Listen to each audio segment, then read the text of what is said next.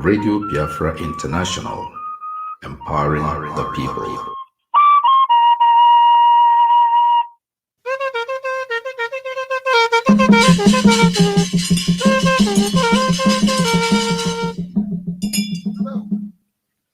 Onye na-ebia na anya abịakwa osuna adụngụ mmụọ onye na-egbu nkwụ onye na-ebi aka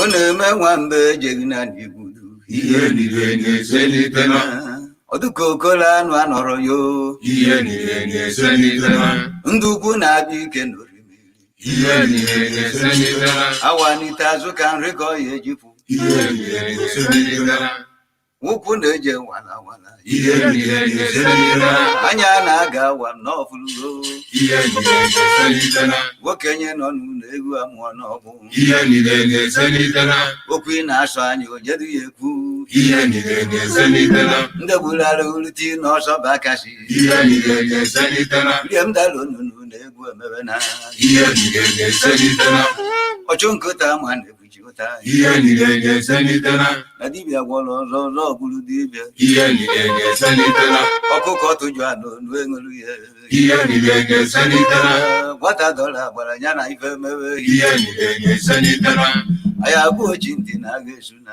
ihe niile na-eselite na isi kote ebu na ọya gbe ihe niile na-eselite na esu mara ife tụwọ n'ugbo ihe niile na-eselite na oke agbanaghị ọdụ ele ya ọkụ ihe niile na-eselite na ụba na-achọba ọnwa obere ugo n'ọnụ ihe niile na-eselite na ọkụkọ ọcha ziri onwe ya egbe ihe niile na-eselite na aka nụ isi ọnụ ihe niile na-eselite na isi baba n'ọya nụ ihe niile na-eselite na mbọsị niile bụ mbọsị onye ori ihe niile na-eselite na bana ofuke bụ mbọsị onye mụ ife ihe niile na-eselite na onye na-asị makwa ndị anyị bụ ihe niile na-eselite na nke kwelu ndụ n'ụbaka ihe niile na-eselite na nke siri na mbe anyị efe ọsa ya kpọọ ihe niile na-eselite na akụm nọ n'orimiri abaratụ mba ihe niile na-eselite na mgbadagbọ na ihe niile na-eselite na mgbadalụ na ezigbo dinta nọrọdụ nso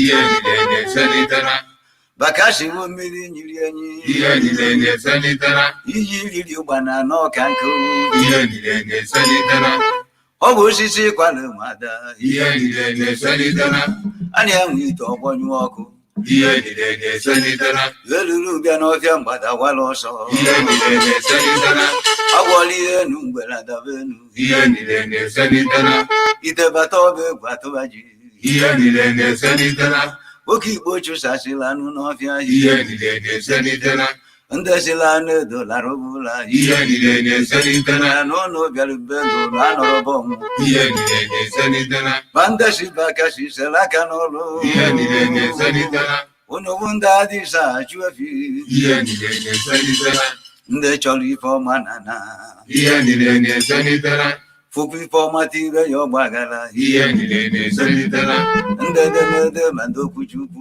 ihe niile na-eselite na unu chọọ ka anyị chiga n'afụfụ ihe niile na-eselite na ndị abụọ na-abịa chebe obodo a ihe niile na-eselite na ọ na-abụ idunye oke chekwaba azụ ihe niile na-eselite na ma ndị uwe ojii ma ndị uwe ọcha ihe niile na-eselite na ụfọdụ ndị na-asụcha ndị origbu ihe niile na-eselite na maka ndị na-akpọ mba dị n'uju ọnụ ihe niile na-eselite na tiri ndị na-etu mba ekwu adawo ihe niile na-eselite na ama na nwanne nwe abụrụ na-ebi ihe niile na-eselite na onye ahụ jizi aza nwa nke mmadụ ihe niile na-eselite na mmadụ ya na-asị n'eke ghọrụkwa ubi ihe niile na-eselite na emeghị ife a na-eme ubi ihe niile na-eselite na n'ọgọdọ kaba nke ọpụbi yọrọ iyọ ihe niile na-eselite na atana ihe agwụ amụma oke ihe niile na-eselite na obodo a na-aghọ naanị ịkpa ihe niile na-eselite na na-eweruga ndị a ekerie n'aka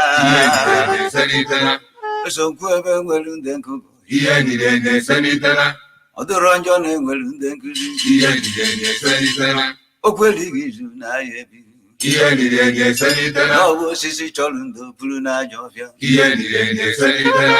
O dere amelu obodo tọkwa ụtọ. Ihe niile na-eselitela.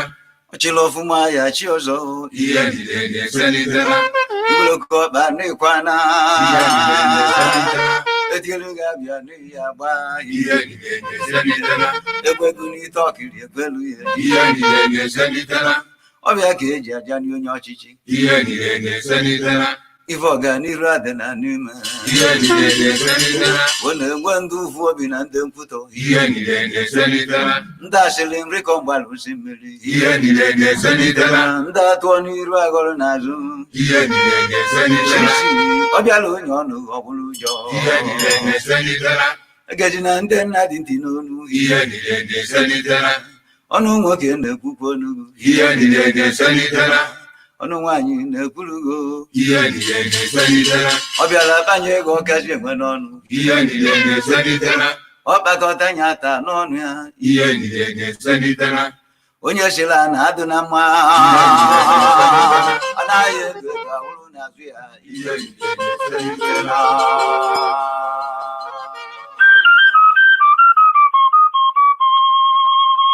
Radio Biafra International, empowering the people.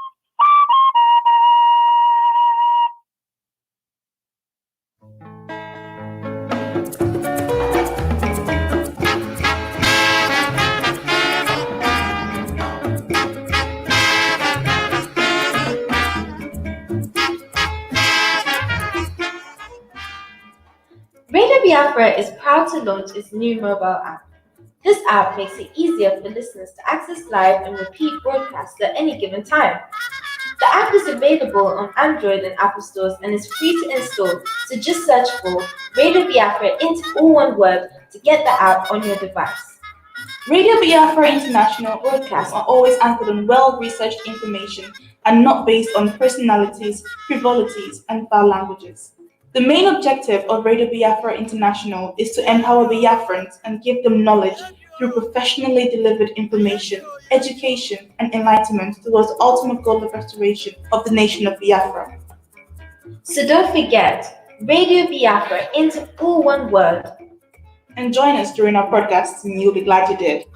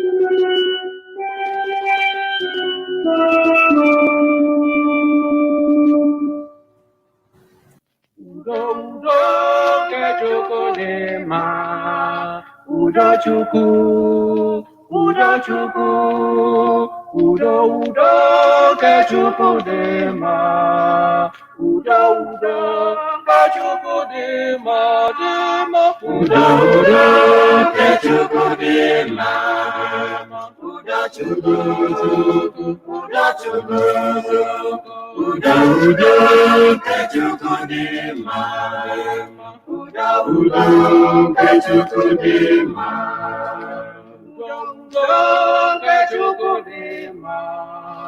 Udo Chukwu, udo Chukwu, udo udo ka Chukwu dị mma, udo udo ka Chukwu dị mma dị mma, udo udo ka Chukwu dị mma, udo udo, udo udo, udo udo ka Chukwu dị mma. Udo ka Chukwu dị mma. Chukwu nyere anyị udo, Jehova Chukwu nyere udo. Chukwu nyere anyị udo, Jehova Chukwu nyere udo. Chukwu nyere anyị udo, Jehova Chukwu nyere udo. Chukwu nyere anyị udo, Jehova Chukwu nyere udo. Onye nwe nyere anyị udo, Jehova Chukwu nyere udo. Chukwu nyere anyị udo, Jehova Chukwu nyere udo. Onye nwe nyere anyị udo, Jehova Chukwu nyere udo. Chukwu nyere anyị udo, Jehova Chukwu nyere udo. Nna dị nsọ nyere udo, Jehova Chukwu nyere udo. Chukwu nyere anyị udo, Jehova Chukwu nyere udo. Nna dị nsọ nyere udo, Jehova Chukwu nyere udo. Chukwu nyere anyị udo, Jehova Chukwu nyere udo.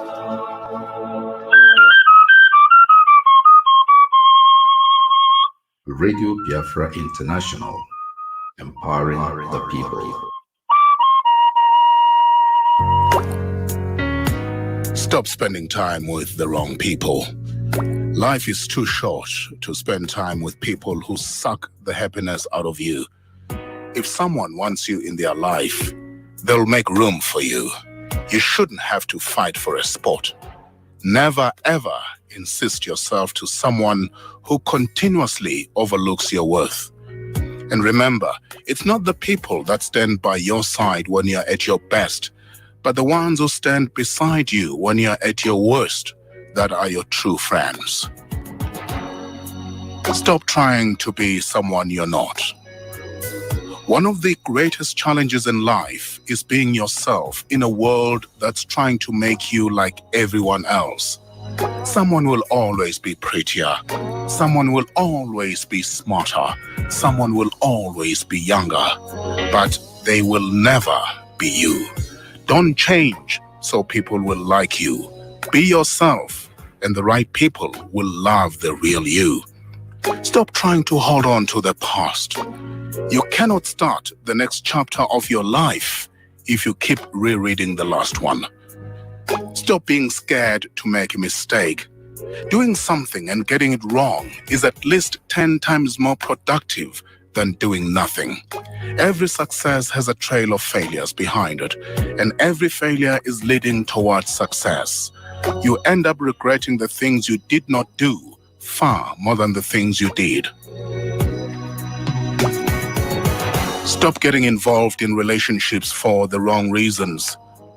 Relationships must be chosen wisely. It is better to be alone than to be in bad company. There's no need to rush. If something is meant to be, it will happen at the right time, with the right person, and for the best reason. Stop rejecting new relationships just because old ones didn't work. In life, you'll realize that there's a purpose for everyone you meet. Some will test you, some will use you, and some will teach you. But most importantly, some will bring out the best in you. Stop trying to compensate against things that are not there. And stop trying to compete against everyone else. Don't worry about what others are doing better than you. Concentrate on beating your own records every day. Success is a battle between you and yourself only. I just have to repeat this. This warrants a repeat. Stop trying to compete against everyone else. Don't worry about what others are doing better than you. Concentrate on beating your own records every day. Success is a battle between you and yourself only. Life is too short to spend time with people who suck the happiness out of you. If someone wants you in their life, they'll make room for you. You shouldn't have to fight for a spot. Never, ever insist yourself to someone who continuously overlooks your worth.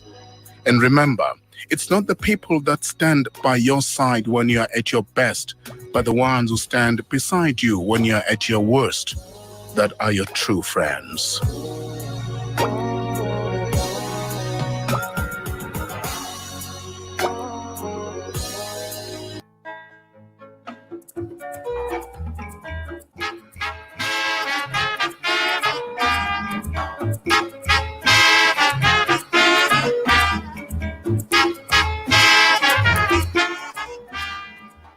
Radio Biafra is proud to launch its new mobile app. This app makes it easier for listeners to access live and repeat broadcasts at any given time. The app is available on Android and Apple stores and is free to install, so just search for Radio Biafra into all one word to get the app on your device. Radio Biafra International broadcasts are always anchored on well-researched information and not based on personalities, frivolities, and foul languages. The main objective of Radio Biafra International is to empower Biafrans and give them knowledge through professionally delivered information, education, and enlightenment towards the ultimate goal of restoration of the nation of Biafra. So don't forget, Radio Biafra into all one word. And join us during our podcasts, and you'll be glad you did.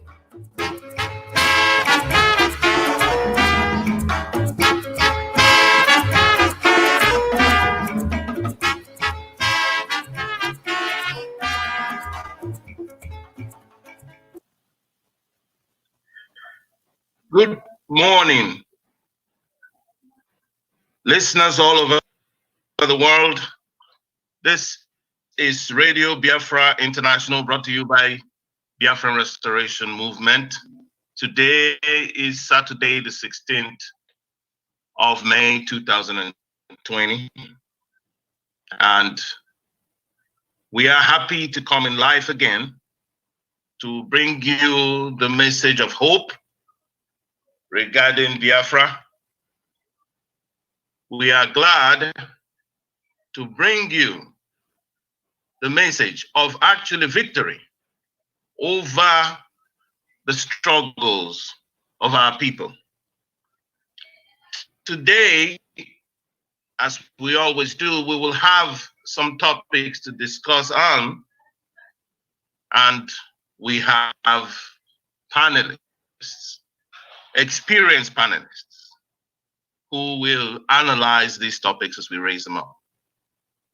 But before we get into today's broadcast, I want you to also know that we are on various platforms.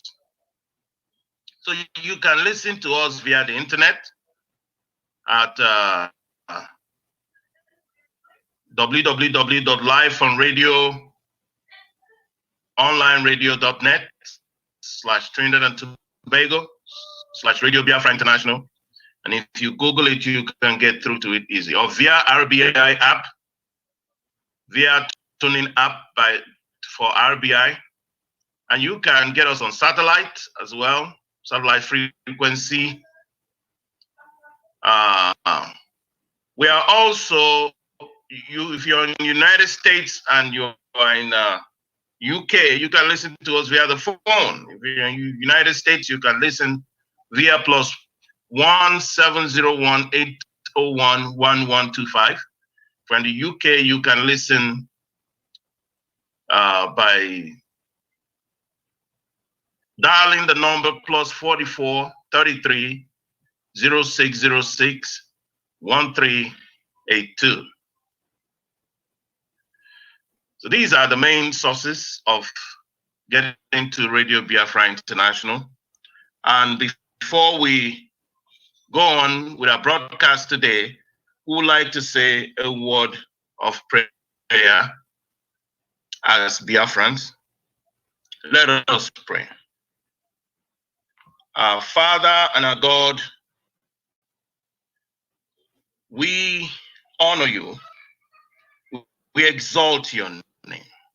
We worship you. We thank you for this day, for giving us the opportunity to do this and to bring this message of hope to our people.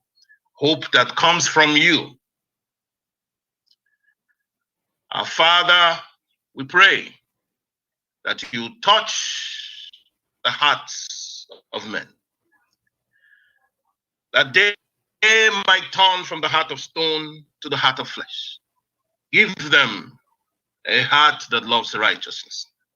May we as a people turn to you, repent from our evil ways, repent from idolatry, repent from disobedience, and come to you. For in you there is salvation. Contend, O Lord, with those who contend with us. Fight against those who fight against us. Take up your shield and buckler. Arise and come to our aid.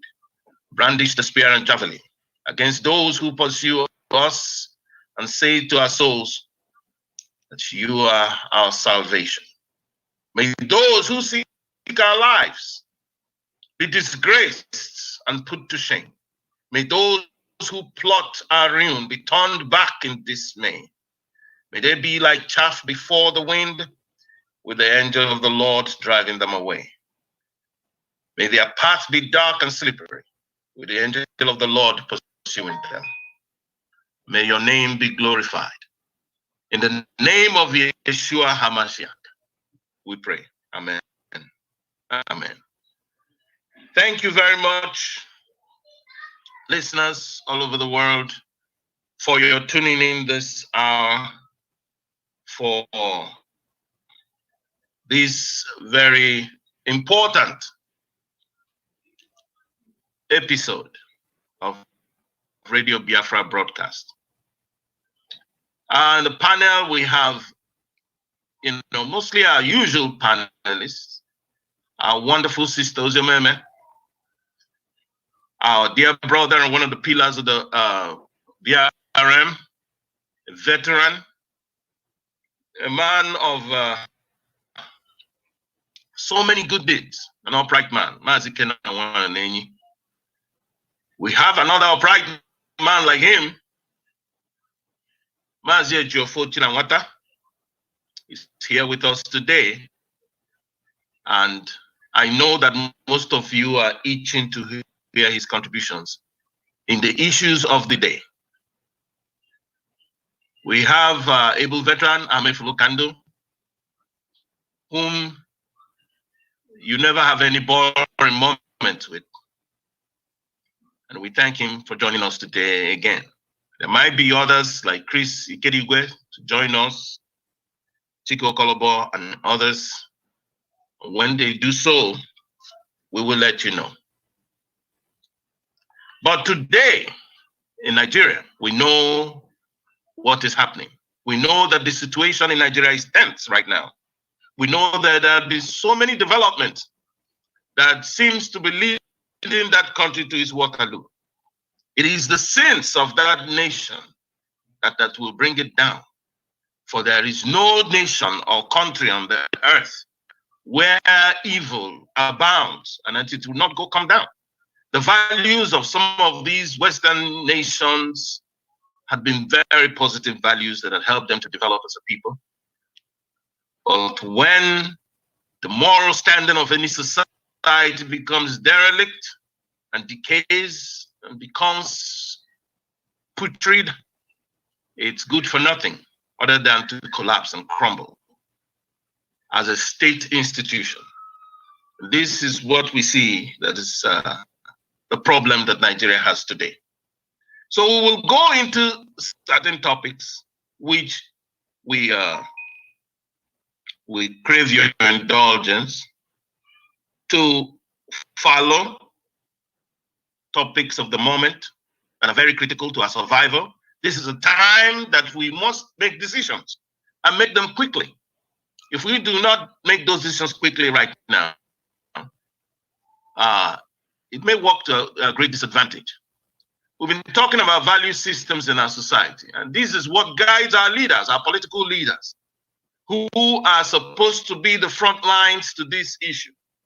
And some of them, we also, as the people, will bear responsibility for ever allowing our society to turn into this and to ever produce leaders like that. So we will get into the news. And here, the news we have today, one of the most important ones here says, COVID-19 Ohanese monarchs raise alarm over influx of Almajiri into Southeast. It says the situation is giving lots of concern. That's Igwe Achebe, the chairman of the Anambra State Council of Traditional Rulers. And Abia monarchs say that people should respect the ban on interstate movement. And Imo monarch chairman says security should be beefed up. And the former governor of Anambra State says Southeast governors should send back our margarine imported to the east.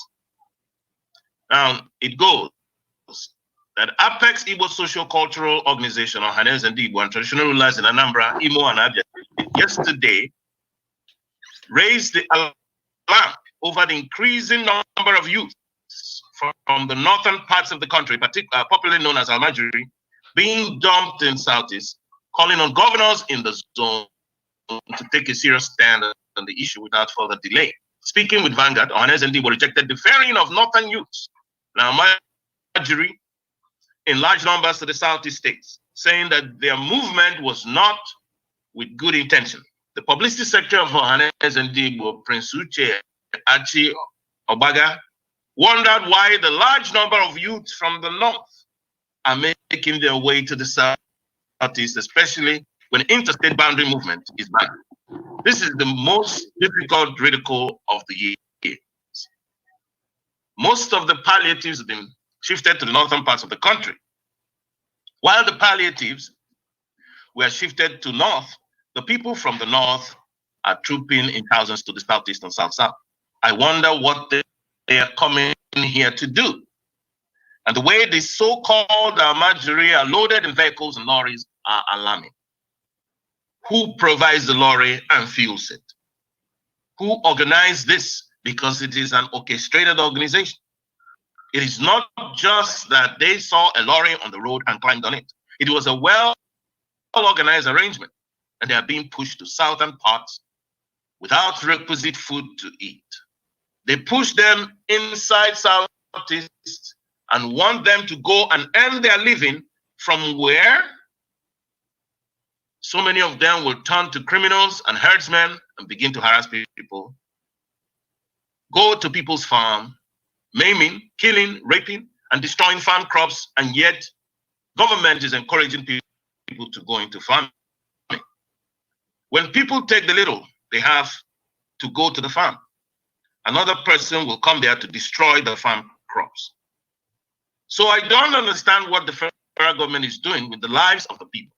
The most important function of the government is welfare of the people. If the welfare of the citizens is not the concern of the government, that government has failed. Secondly, government is called to protect the lives and properties of the citizens.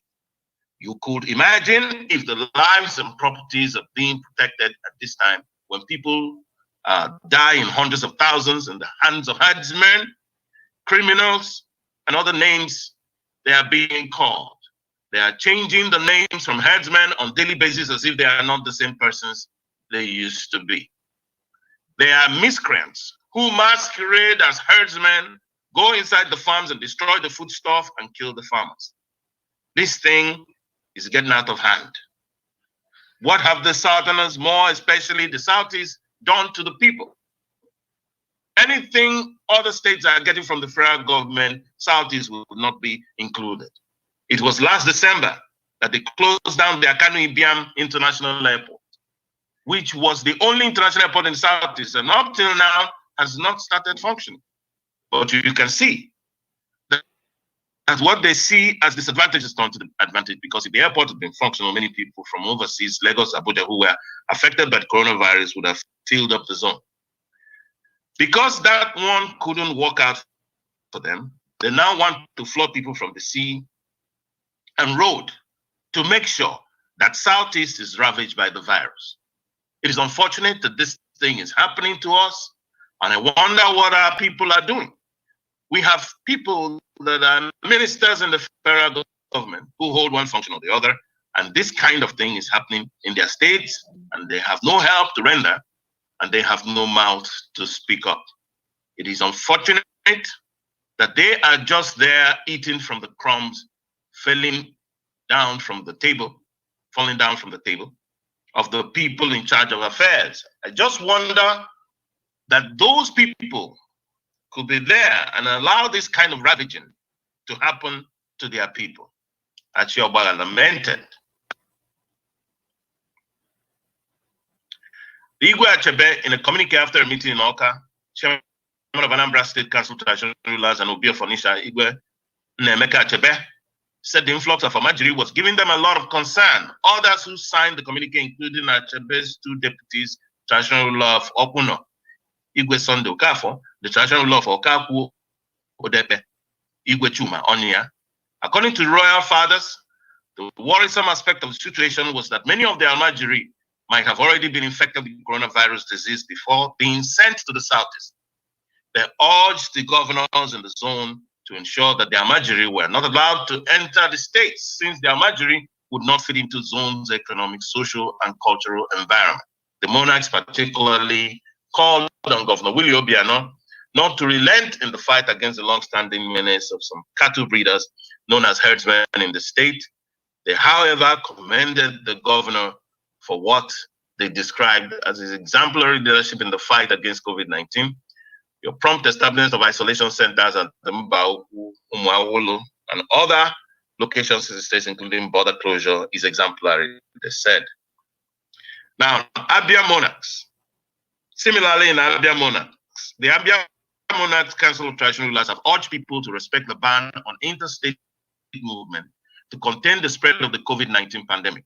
Chairman of the council is James Mwabeke, who condemned the practice of hiding northern youths and Almajiri in trucks, said the practice should be stopped until the pandemic is over, stressing that such practice is evil. The federal government has banned interstate movement. People should respect the directive until the pandemic is over. The practice of conveying people with cows in trucks and covering them with tarpaulin is evil and laden with sinister motives. We know it is one Nigeria where everyone has the right to move, but it's not in this era of COVID-19 pandemic. Anybody who hides while going on a visit is a thief and should be treated as a criminal. Security should be beefed up. Imo monarchs. The chairman, Imo State Traditional Rulers Council, Eze Samuel Ohiri, said that security should be beefed up at the borders of the Southeast region to prevent entry into the region from outsiders, in line with the federal government imposed national curfew. He said the instruction came from the federal government and the Nigerian Center for Disease Control as one of the ways to curtail the spread of COVID-19 virus. They said that interstate movement should be curtailed. They gave other measures, including social distancing, and I think that Nigerians should obey these instructions. And to achieve this, the federal government imposed the curfew, 8 p.m. to 6 a.m. We must obey this order. When asked if his worry is based on the report that some persons have disobeyed the directives, he said, yes, I'm worried. And it is not just from the north, but also from other regions engaging in interstate movement. I think those that should be allowed are people on essential duties and essential goods. The security agency should make sure that the directives on stopping interstate movement must be obeyed by everybody except people on essential services. And of course, Ezife, the former governor of Anambra State, asks also that these Amajiri people should be sent back. So we will go into some analysis. This is the topic of the day regarding us as Biafran people. And, as I would like to go to Mazwan to give us an analysis of this, because it seems that the issue of Amajiri people, are these people really Amajiris or mercenaries? And what are they? I mean, they are coming in gradually, and there is no way to stop them. And we know historically the agenda of the Fulani people in Nigeria since for past 200 years, and they've been carrying it out. Mazwan, could you please, add to this? What are people doing? Are we just going to stand and look what can be done? What is possible to be done in this type of situation when we know the purpose of which these people are coming? And most of them in the trucks don't come with there are no women, no children, young people of age, and people from their actions, they seem to be trained. And so, what do we do in this situation? The traditional rulers are talking, but we don't know exactly, how there is no solution. Doesn't seem to be a solution to this. Mazimon, can you please? Thank you very much. I hope I'm coming out clear. Yes, you're very clear. Thank you, my brother. Thank you very much for the presentation you're putting. It's a very, very wonderful one. And yes, the movement of these are not Amajiris, these are well-trained Boko Haram members, and also leftovers from ISWAP, the ISIS, these are the people when they were kicked out of Iran, Iraq, during the onslaught to rescue Iraq. Many of them, almost about 70% of them, were killed. The ones that are left over moved down to join. This is ISIS group, and join these. ISIS, ISWAP, the ones in Sahel and the ones in the West African province. And these people are trained very, very well. And you can see when you look at them, you see that they are well fed. Very energetic.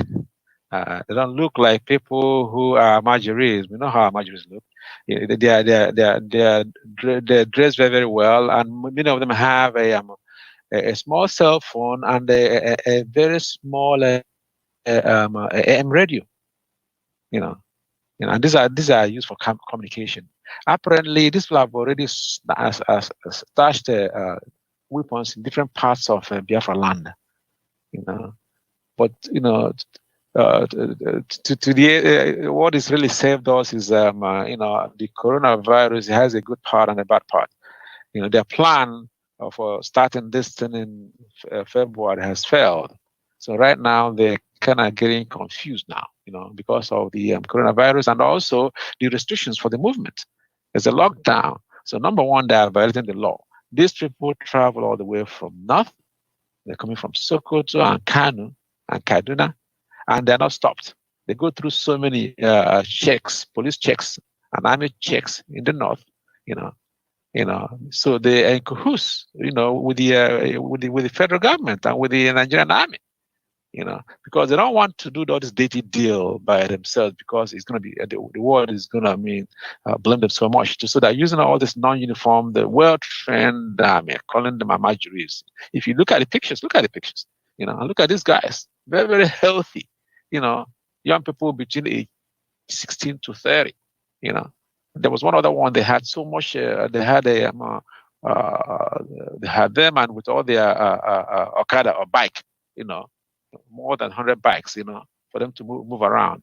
So they go and drop this trained soldiers, in different communities, sometimes as they go. When you see the ones that are cut, about 80% went through, because as they start coming from Otrukpo through excuse me, Nsukka area. As they start coming down to Enugu, they start dropping them little bit by bit, you know. Okay, you get these human beings and put them under the tarpaulin, hide them with salt and cement and other food items. You know, why is the reason of hiding them?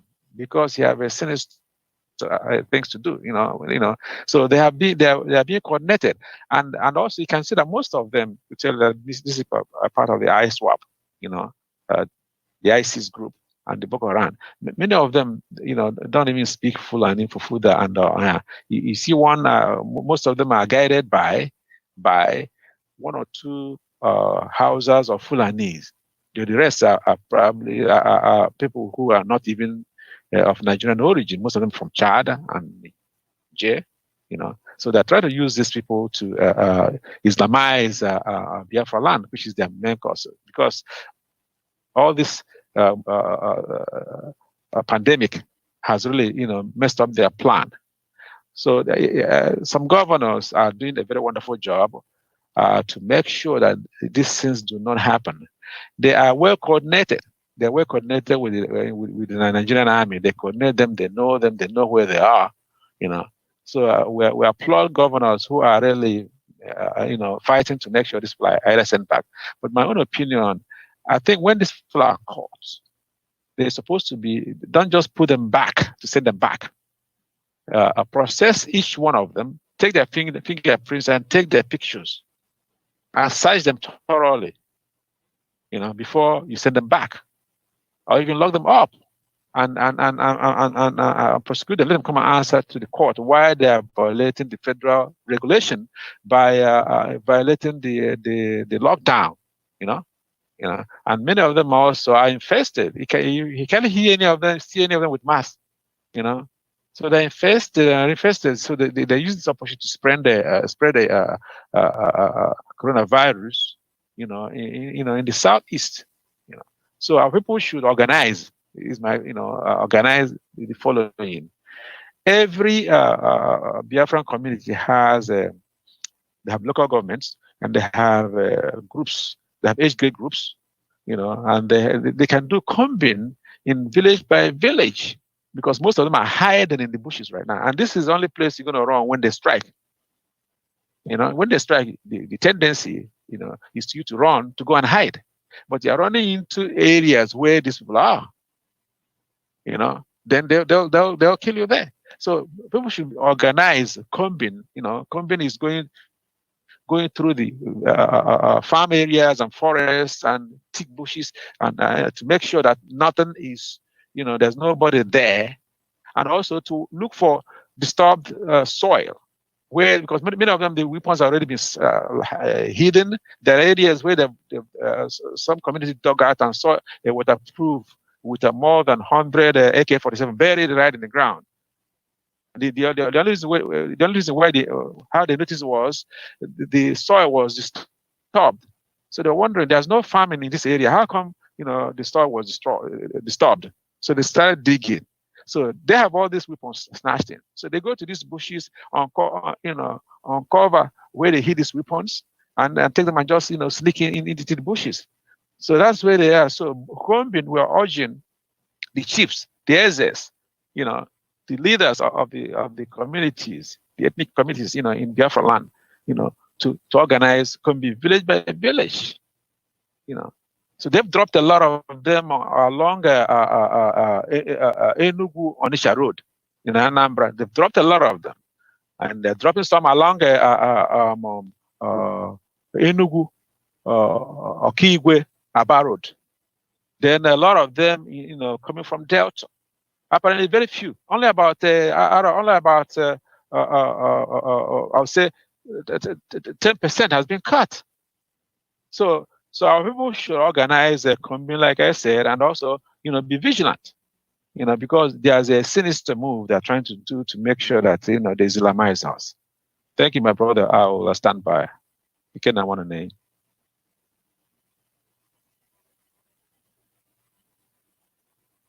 This Mazman, any People, you've heard it. We need to comb our environment. We need to ensure that our environments are safe. Get every information that you need regarding these people, because we are under invasion. That is just what it is. We are under invasion by these people. If our political leaders have stood together to resist Nigeria, which is a government that has hijacked by the Fulani people and the Islamic people, it would have been better for us to understand, but it's getting difficult. We need pressures on them. You all should know how to pressurize them to begin to stand forth and stand out and stop compromising with Fulani people. This is a hard situation. What do we do? What do we do? Let's hear from Ejo Fortune on what he thinks that we should do in this situation, because it's getting dicey, very uncertain. We can see that insecurity is actually heightening. It's not getting better; it's getting worse. What do we do? Please speak to our listeners. Yeah, thank you so much, my brother Demoral, for having me, and my co-panelist. I agree. Greetings from actually Wisconsin. It's a beautiful day today in terms of the weather, and we thank God because everybody's behaving like what we don't know when comes such another. Yeah, the situation in Nigeria and then Biafra land is one of those sad stories that people will tell, and then the history will basically, replicate many times from generations to generations. You see, it wasn't long ago that we learned that Hausa Fulani has sent some people to Afghanistan and Pakistan for military training. As my brother Wanunenyi has keenly observed, he saw, you can actually tell that these are not malnourished Alamajuris that are begging for food in northern Nigeria. These are well-trained squad, killer squad that came out of Pakistan, that were trained in Pakistan, transported back to Nigeria, and now shipped to Southeast to actually bring calamity on the people. That is basically what it is. And then our people are wondering, what in the hell? We have governors and we have a system of government. We are practicing democracy. We have a freedom of movement. They are trying to pontificate and qualify what is happening. Because one single problem we have as a people is that we never ever take seriously what is happening. We never take stock of where we started. And our people used to say those things. If you don't know when the rain started, how in the hell would you know when the rain stopped? If you did or to go this type of thing, and our leaders keep on dilly-dallying and flanking with Hausa Fulani, thinking that if you appease them, if you bend over, maybe they will screw you up with maybe Vaseline. These people are uncompromising. These people are of reptoid ancestry. They have no human sympathy. They have no idea of what humanity is all about. In this day and age, when COVID-19 and coronavirus is basically ravaging the world, this is the gift to Southeast. They saw that as an opportunity. And our people will be the first to tell you, yes, after all, we are in Ugwausa. After all, our people are doing business there. And I ask you, did they come to do business? Where are their women? Because most of the people being apprehended are all males. Is that how you go? When you went to Ugwausa, were all males that just went to Ugwausa to do business? Or did men take their wives and children to go to Ugwausa to do business? You see, our people have been buried with European ideals and are practicing democracy. And I say it before, and I'll say it again. You cannot govern an African country with European concept of thinking. Nor would Africans allow the warped mindset of radical Arabism to be controlled by radical Arabism and then turn around and say, oh, you know what, help us, what can we do? We have governors there who swore an oath to protect the lives and property of the people. Some of them have an idea of what to do. Some of them are doing something. But I challenge them to actually go beyond the call of duty and then invoke protection from village to village and have vigilante and equip these people to protect the land, because the land needs to be protected, whether anyone likes it or not. The land needs to be protected. Oh, when villagers will come and see young boys and young men. If they may go, you guys should go to that village and basically avenge the rape of our women. Now it's no longer a question of raping our girls or raping our grandmothers and our mothers. It is about invading the land and actually chasing you and forcing you to be a Lamajiri or maybe to be a Lakoba member, whether you like it or not. That is the situation. And the governors of Southeast, I will read it in the news sometimes, we donate several vehicles to the Nigerian police force. Nigerian police force, you are donating more vehicles to people who are fleecing your people, who have nothing to do but mount checks on every 10 miles in Biafra land and collect money and fleece their people of the meager income that they need. Nobody from Southeast gets any benefit from, after all, we are 5% of this man's administration. This man has told you what he's going to do. He says it's inshallah that he will basically spread Islam all over the whole Nigeria.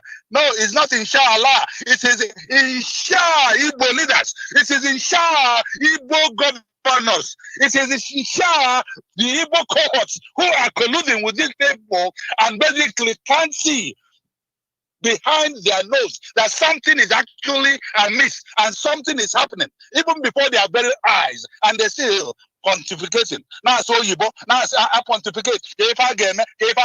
But we have been saying it and saying it over and over that time is come, that there is fire in the mountain, that this is the time everyone should rise up. All those village people, all those town villagers. I think Haneze has an idea. I think Igbo Development Foundation have an idea. I think Radio Biafra has been calling on these people to do something about their situation. And they were looking at it as a miscreant. They were looking at it, they even in converse with Nigerian government, said these people are proscribed. That is the English coming out of Igbo governor's mouth. Yes, all the more, you ask me a question, what can we do? There are many things we can do. First of all, there was a time, it wasn't long ago, we had Bakassi boys. We should have rapid response team in every local government of southeastern states or maybe Biafra land. This rapid response group or team should be able to be fully equipped, fully armed to defend the land. Amaram no sons or Wike. I don't know if it is only Governor Wike that have the testicular fortitude to be able to do what is required. I don't know if Madam Ugwani even understand what needed to be done. Now I pity our people. I pity our people because when you call upon them even to do the basic stuff, they say, how much is it going to cost? How much are you going to pay me for it? If they don't ask you money, they will basically frustrate you to a point where you are going to be forced to say, what do you want before you can do this? Then you start getting the idea that is all about money. money, money, money. So it is going to be difficult because it looks like God himself has hardened the minds of our people and then blocked their own sense of reasoning to see that agwo norozikwa na Africa, that agwo wana hatazi mmadụ now.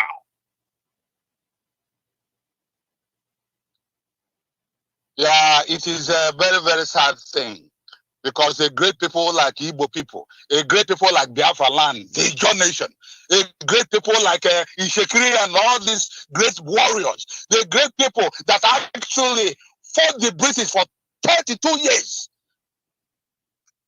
can allow the ragtag, stupid thinking, cattle railing Fulani to be able to control them. And they take solace in worshiping and doing what these people want. Now, does anyone think that Hope Uzodinma is going to defend the land? Does anyone ever believe that the governor of Anambra State, Obiano, is going to defend the land? No, Igbo, you are in trouble. Your recklessness and your stupidity has caught up with you now.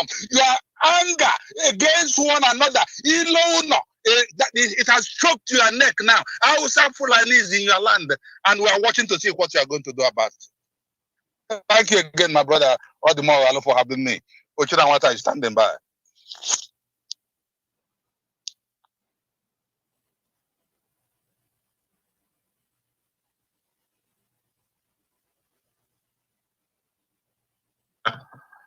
It was very insightful and eye-opening. As we hear these interpretations and analysis, it helps us to understand the monster that we are facing. We are under invasion. I think that's what the panelists are telling. We are under invasion, and we need to begin to do something about it. Our political leaders has failed us terribly, and they want blood to be spilled of our people, to be spilled by our enemies. Again, in the name of they are looking for political positions. I want to go to the Senate after being governor. I want to be the vice president, and I'm going to be favored by the Hausa Fulani who have seized the government that is not democratic in any way, shape, or form, because it has a forged constitution. Can you imagine that? A forged constitution. And those who forged that constitution, Abdul Salam Abubakar is still alive today. Those criminals who forged those constitutions, they're still alive. And then how can people be forced to run and forge on a forgery? A crime document. It's unbelievable. It's unbelievable. But we have to understand that our political leaders who are supposed to be the first line of defense for our people are failing us definitely. From that analysis, you all will agree with me that we are indeed in danger. Biafrans are in serious danger. Biafrans are in serious danger. And our political leaders must be held responsible. The governors, Obianyo Wani, Aokezie Ipazu, and the one in Ebony that is serving the Fulani like there's no tomorrow. You know, they will all be held responsible for what is going on. Our people, we need to defend ourselves. I will say it and say it again. You need to defend. Self-defense is a right. It's your fundamental human right. We must do what we must do to survive. We can't just roll over and die and give our lives to our enemies to be slaughtered like Salarams. Maza Hamefulukan, could you please comment on this?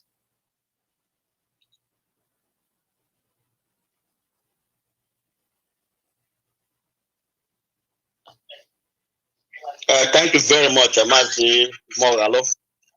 Thank you, my brothers, my two brothers who have already spoken. You spoke very well. It was fiery. It was convincing. So, based on this, they have stated all the facts that need to be stated. So the question is, Why is this thing happening?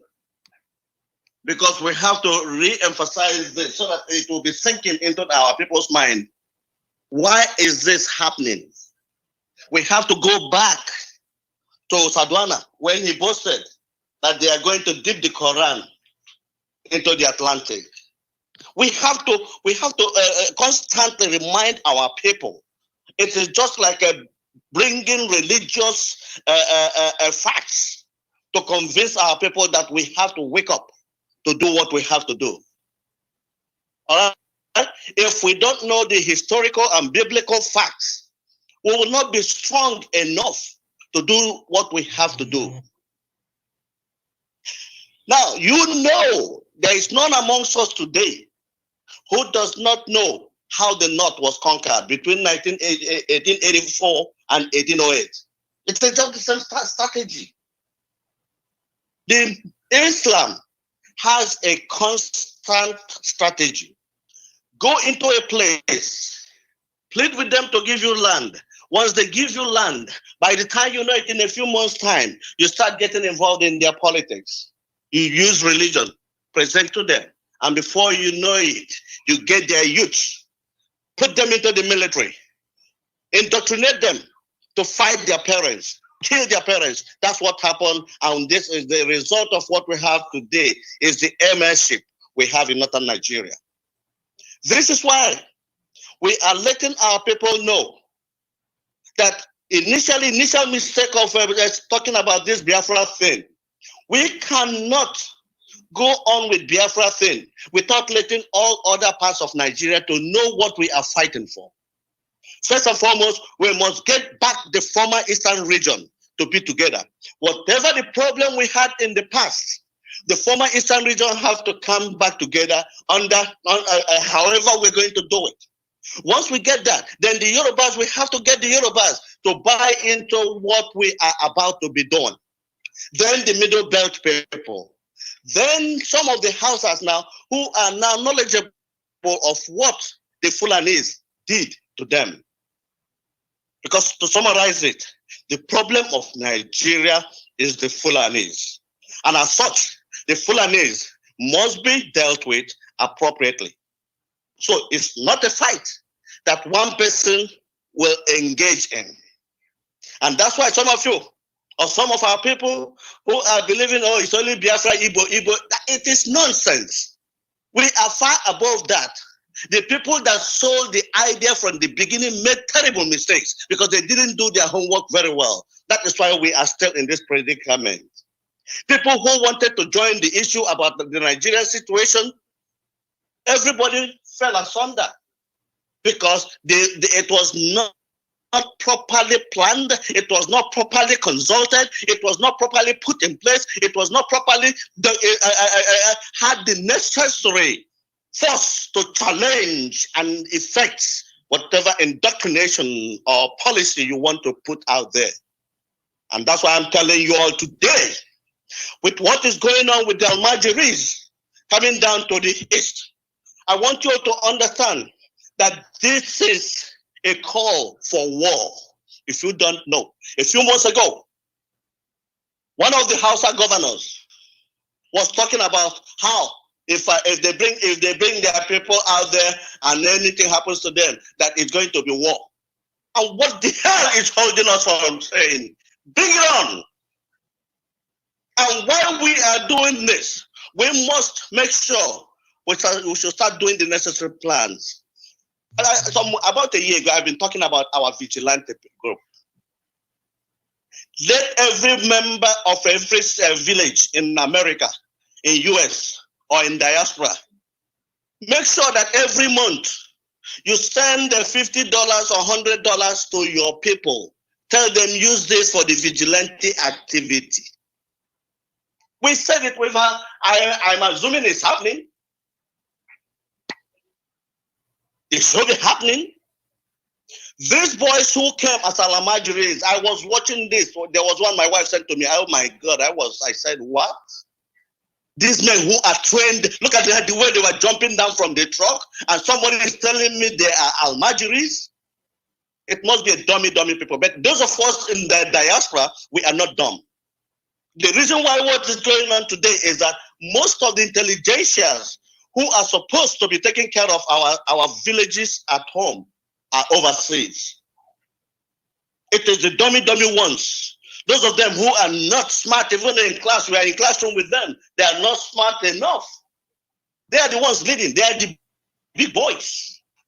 They are taking advantage. It's like, oh, well, since those of you who are they're overseas, how is it? Let them take everything. And that's why they do things, because they don't even have brains. No gray matters in them. How can you stay no matter how much you hate your people? You see your enemy coming to kill your people and you want to join the enemy. What a dumb person you are. This is the facts we have. So, my own take in this whole thing, I just laid the background so that everybody will understand what is being said. This is Ahamef Lokanda. I'm not afraid. I have told my wife, let us work together on this. Because we know that most of us are being targeted everywhere, no problem. Just like I was reading some days ago about one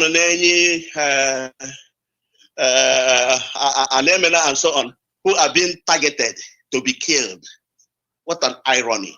I read this, I just laughed. I said, these people don't know where they're coming. These are the non-entities who are leading people, but they just talk anyhow. We are past that. May God help us that as we are trying to establish ourselves, time will come, we are going to deal with the Alamajiri situation, with the Fulani situation in Nigeria. We're going to deal with them. Our limitation right now, we must say it loud so that our people will know. It is mullah, money. There are so many things we can do. So we are encouraging each and every one of us, establish business, do whatever you can. Because time is coming whereby we have to deal with this Fulanis once and for all. To this effect, how do we have to handle this? If the Southern governors have the guts, all they have to do is to challenge federal government. Why are these people moving when everybody is not supposed to move? That should be the first thing. They have to answer that. Prior to them answering, our situation is, the normal thing is, oh, arrest them or send them back. When you send them back, they will find another way of coming back. As far as I'm concerned, it is better for us to declare that there is a state of war. Once you declare a state of war, we make sure that the international world understands this. That's how we're going to do it. We must declare a state of war because we have the facts. Take the videos, keep them together. Just like Emeka Omabala always told us, keep your records. He has a very good database. We're going to be using this database. This is about the time we are going to start doing something. The federal government and the northern governors must explain to us why they are putting Boko Haram people in trucks and covering it up as though they're bringing cement and all whatnot to the south. That's enough evidence to confirm that this is a state of war. Because the advanced group, in any time you have war, you have so many stages. You have to have the Reiki people and so on, then you have the advanced group and so on. And this is war tactics. You must understand this. That's what they are doing with us. But because we have dumb governors at home, they can't even see beyond their nose. But we are not going to allow them. This is time for us now to start working from diaspora. I'm calling on everybody. It doesn't matter the group, whether you're in BRM, whether you're in IPOB does, you're in Wajurike group, ADP, ADF, and so on and so on.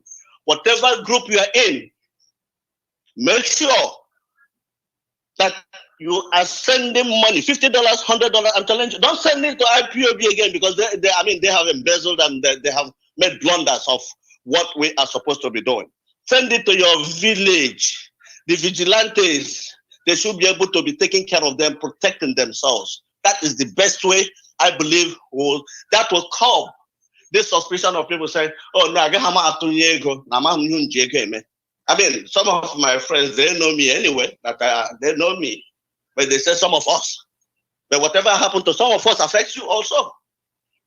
So, one thing I am saying, I'm using this opportunity to alert our group, alert every other group that is fighting for the survival of our people. We don't want to say it's only for Biafra anymore.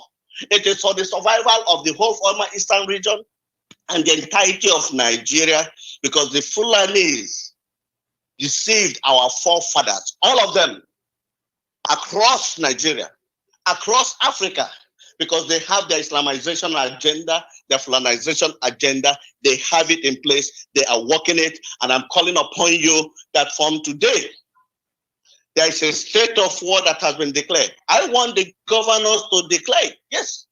Because if the Northerners, with the support of the federal government, will send down healthy-looking bodies, young men, into your territory, hiding. Why are they hiding? Why are they coming when there is a curfew or a law? No movement. Is that not still movement? I leave it to each and every one of you. The decision on what we are going to do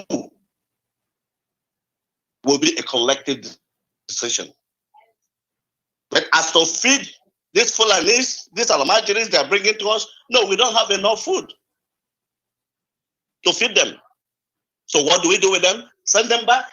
They move around anywhere.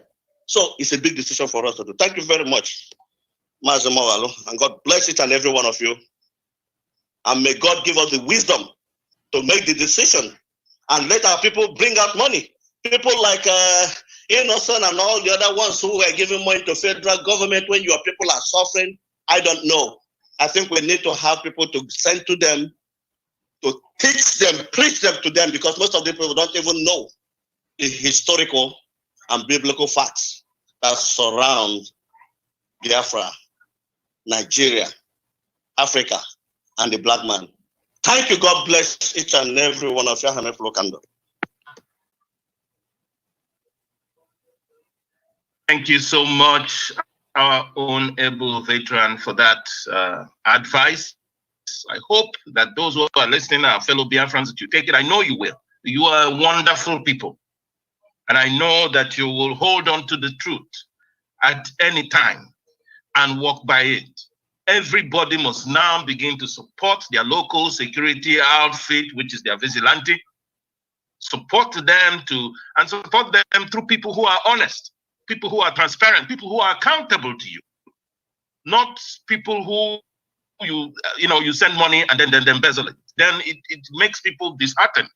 So you can know the people to work with, because it is your village, it is your own locality. You are able to be acquainted with the people who are there, and you know better than most people outside your community, and then collectively you can support them to be well armed. You know what we mean, to protect themselves from this invasion of Fulani and Islamic conquerors who are going on a jihadist conquest of the south of Nigeria, for goodness sake, because they are in Oyo, they are in Ogun State, they are even in Lagos, they are everywhere in the West, doing the same thing. And this is their history for the past 200 years.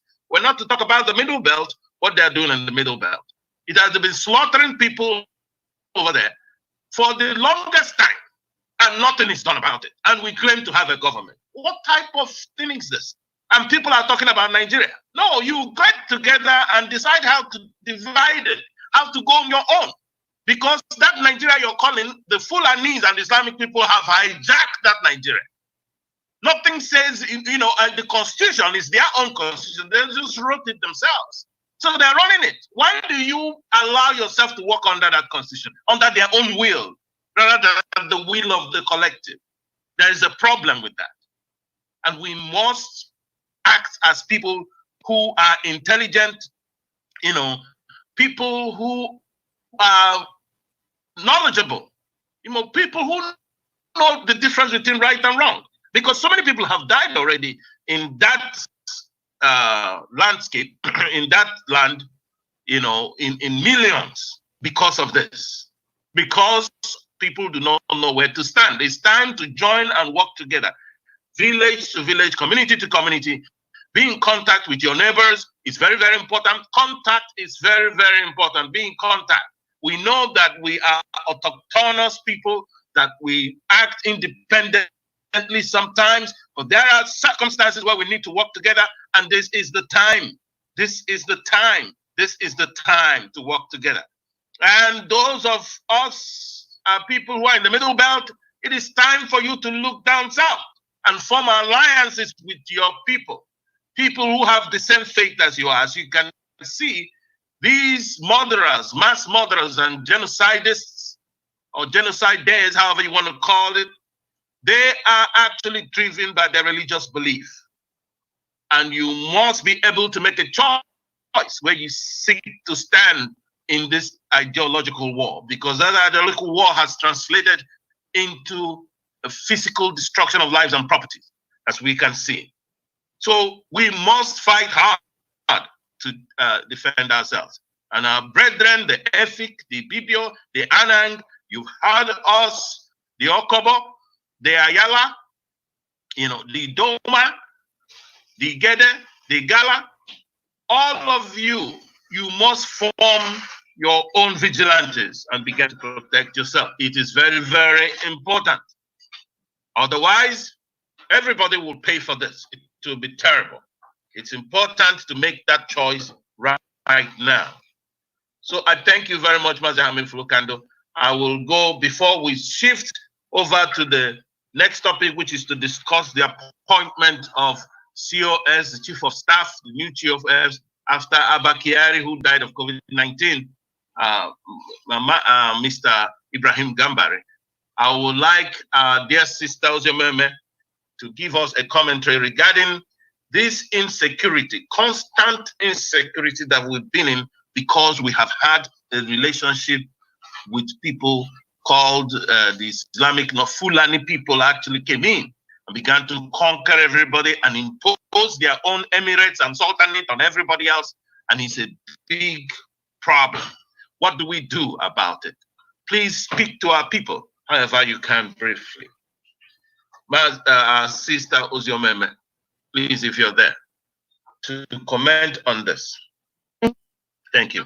Good morning, good afternoon, good evening, everyone. Thank you, Mazia and Mazia de Moral. Thank you for holding the program on and making it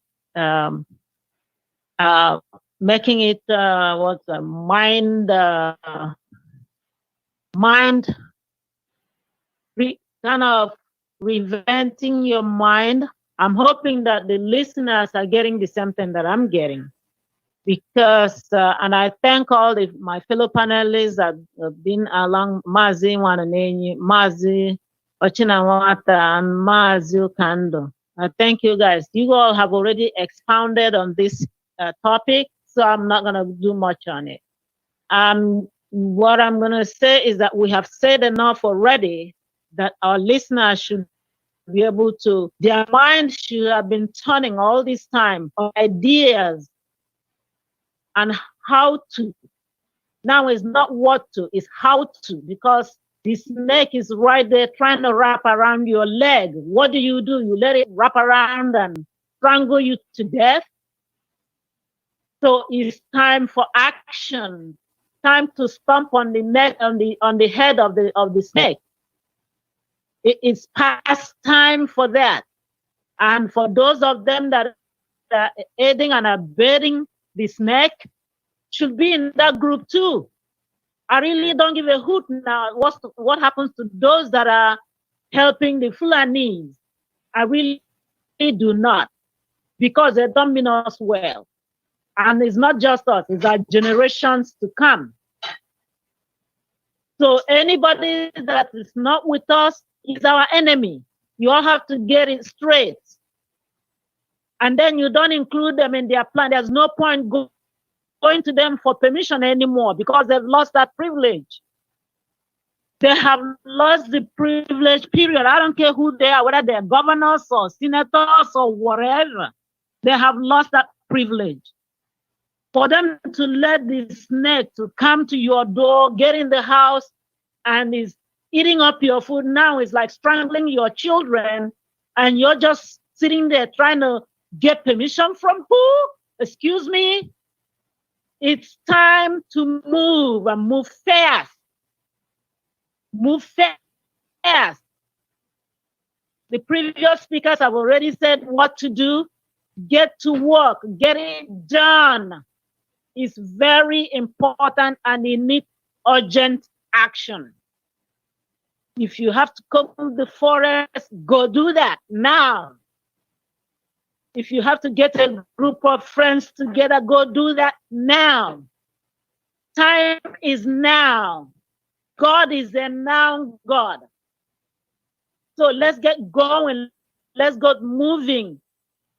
God doesn't have time in heaven. Its time is now. Everything is now. And the sooner we get that concept, the better for all of us. So I'm going to keep this short, like I said, because they've already given out all the history, and anything you need to know is already given. So let's move on. It's time to move into action. I thank you all because we all have faith in God. You all can handle it because God is with us. And whoever is with God, we are majority. Always know that. So you all need to go to work. I thank you that we will all do our part and we will stand to celebrate in the near future. Thank you all, everybody, and I'll stand by.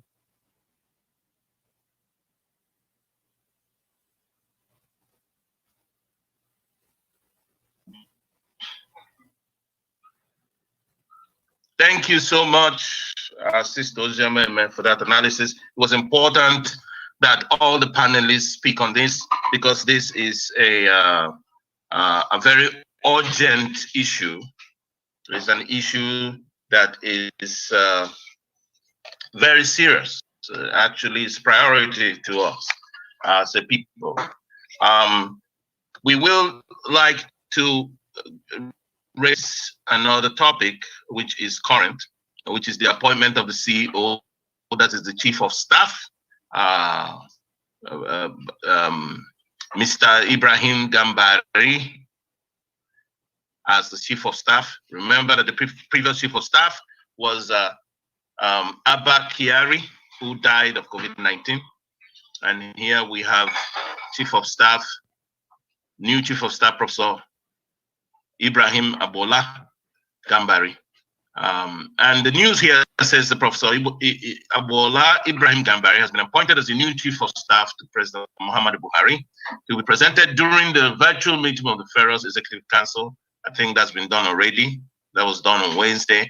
He's currently the founder, chairman of the Savannah Center External Link in Abuja, a think tank for research, training, and public policy debate on the nexus between diplomacy, conflict resolution, democracy, and development in Africa. Professor Gambari, a Nigerian scholar, diplomat, and an indigenous of Kwara State, was appointed to replace the late Abba Kyari on Tuesday, May the 12th. Malam Abba Kyari was the chief of staff to President Buhari before his demise, which was announced on April the 17th, shortly after testing positive to coronavirus. They said it was announced this April 17. That shows that they didn't want to announce it initially. And it's the same thing we're going on. Just like today, nobody knows where the president is, so-called, who is an imposter, he is, and even the vice president, you know. It's very shady what goes on here. We need to know more about Ibrahim Gambari, definitely. Interpret what he's made of, actually. You know, just we have to go a little bit into his background. Ibrahim Abola Gambari was born on November the 24th, 1944 in Ilorin, Kwara State, Nigeria. He's a Nigerian and academic and a diplomat. We will eventually also speak about how he was born in Ilorin. How did he come to be born in Ilorin? He was a minister for External Affairs between 1984 and 1985, Nigerian ambassador to the United Nations from 1990 to 1999, president of UNICEF in 1999, on the Secretary General of the United Nations and Special Advisor on Africa from 1999 to 2005, on the Secretary General of the United Nations for Political Affairs from 2005 to 2007. So he has had very fantastic education, academic career, diplomatic career, and both within Nigeria, also in United Nations, and has a couple of honors, membership. So he was born to a Fulani ruling class family. You know, this man, Ibrahim Abola Gambari, his nephew is Ibrahim Sulu Gambari, who is the emir of Ilorin. And we know that the Fulani sort of rules Ilorin, and they have an emir there, an emir of Ilorin. But Ilorin is Yoruba land. It was Yoruba land that was taken in conquest, led by the ancestors of Gambari. One of them is a prominent man who led the war in, they call it the Were War in Ilorin, I think in the 1800s. And they conquered the place.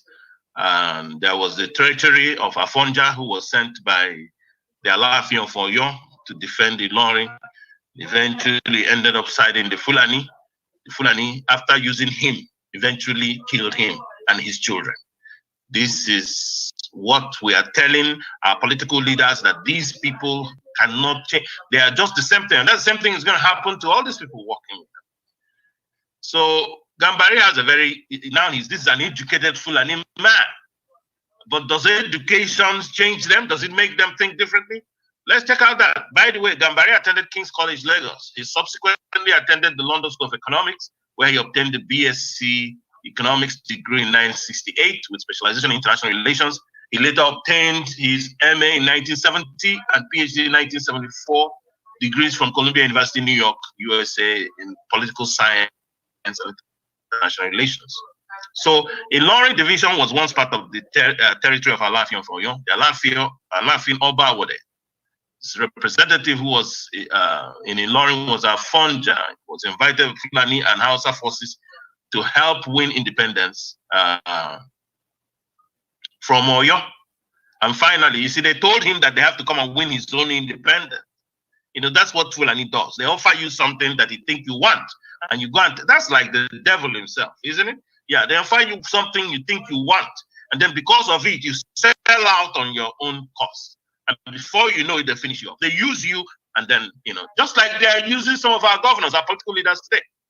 So they help him to independence of Oyo. They tell him that he will be independent from Awode himself, so he can rule as his own man.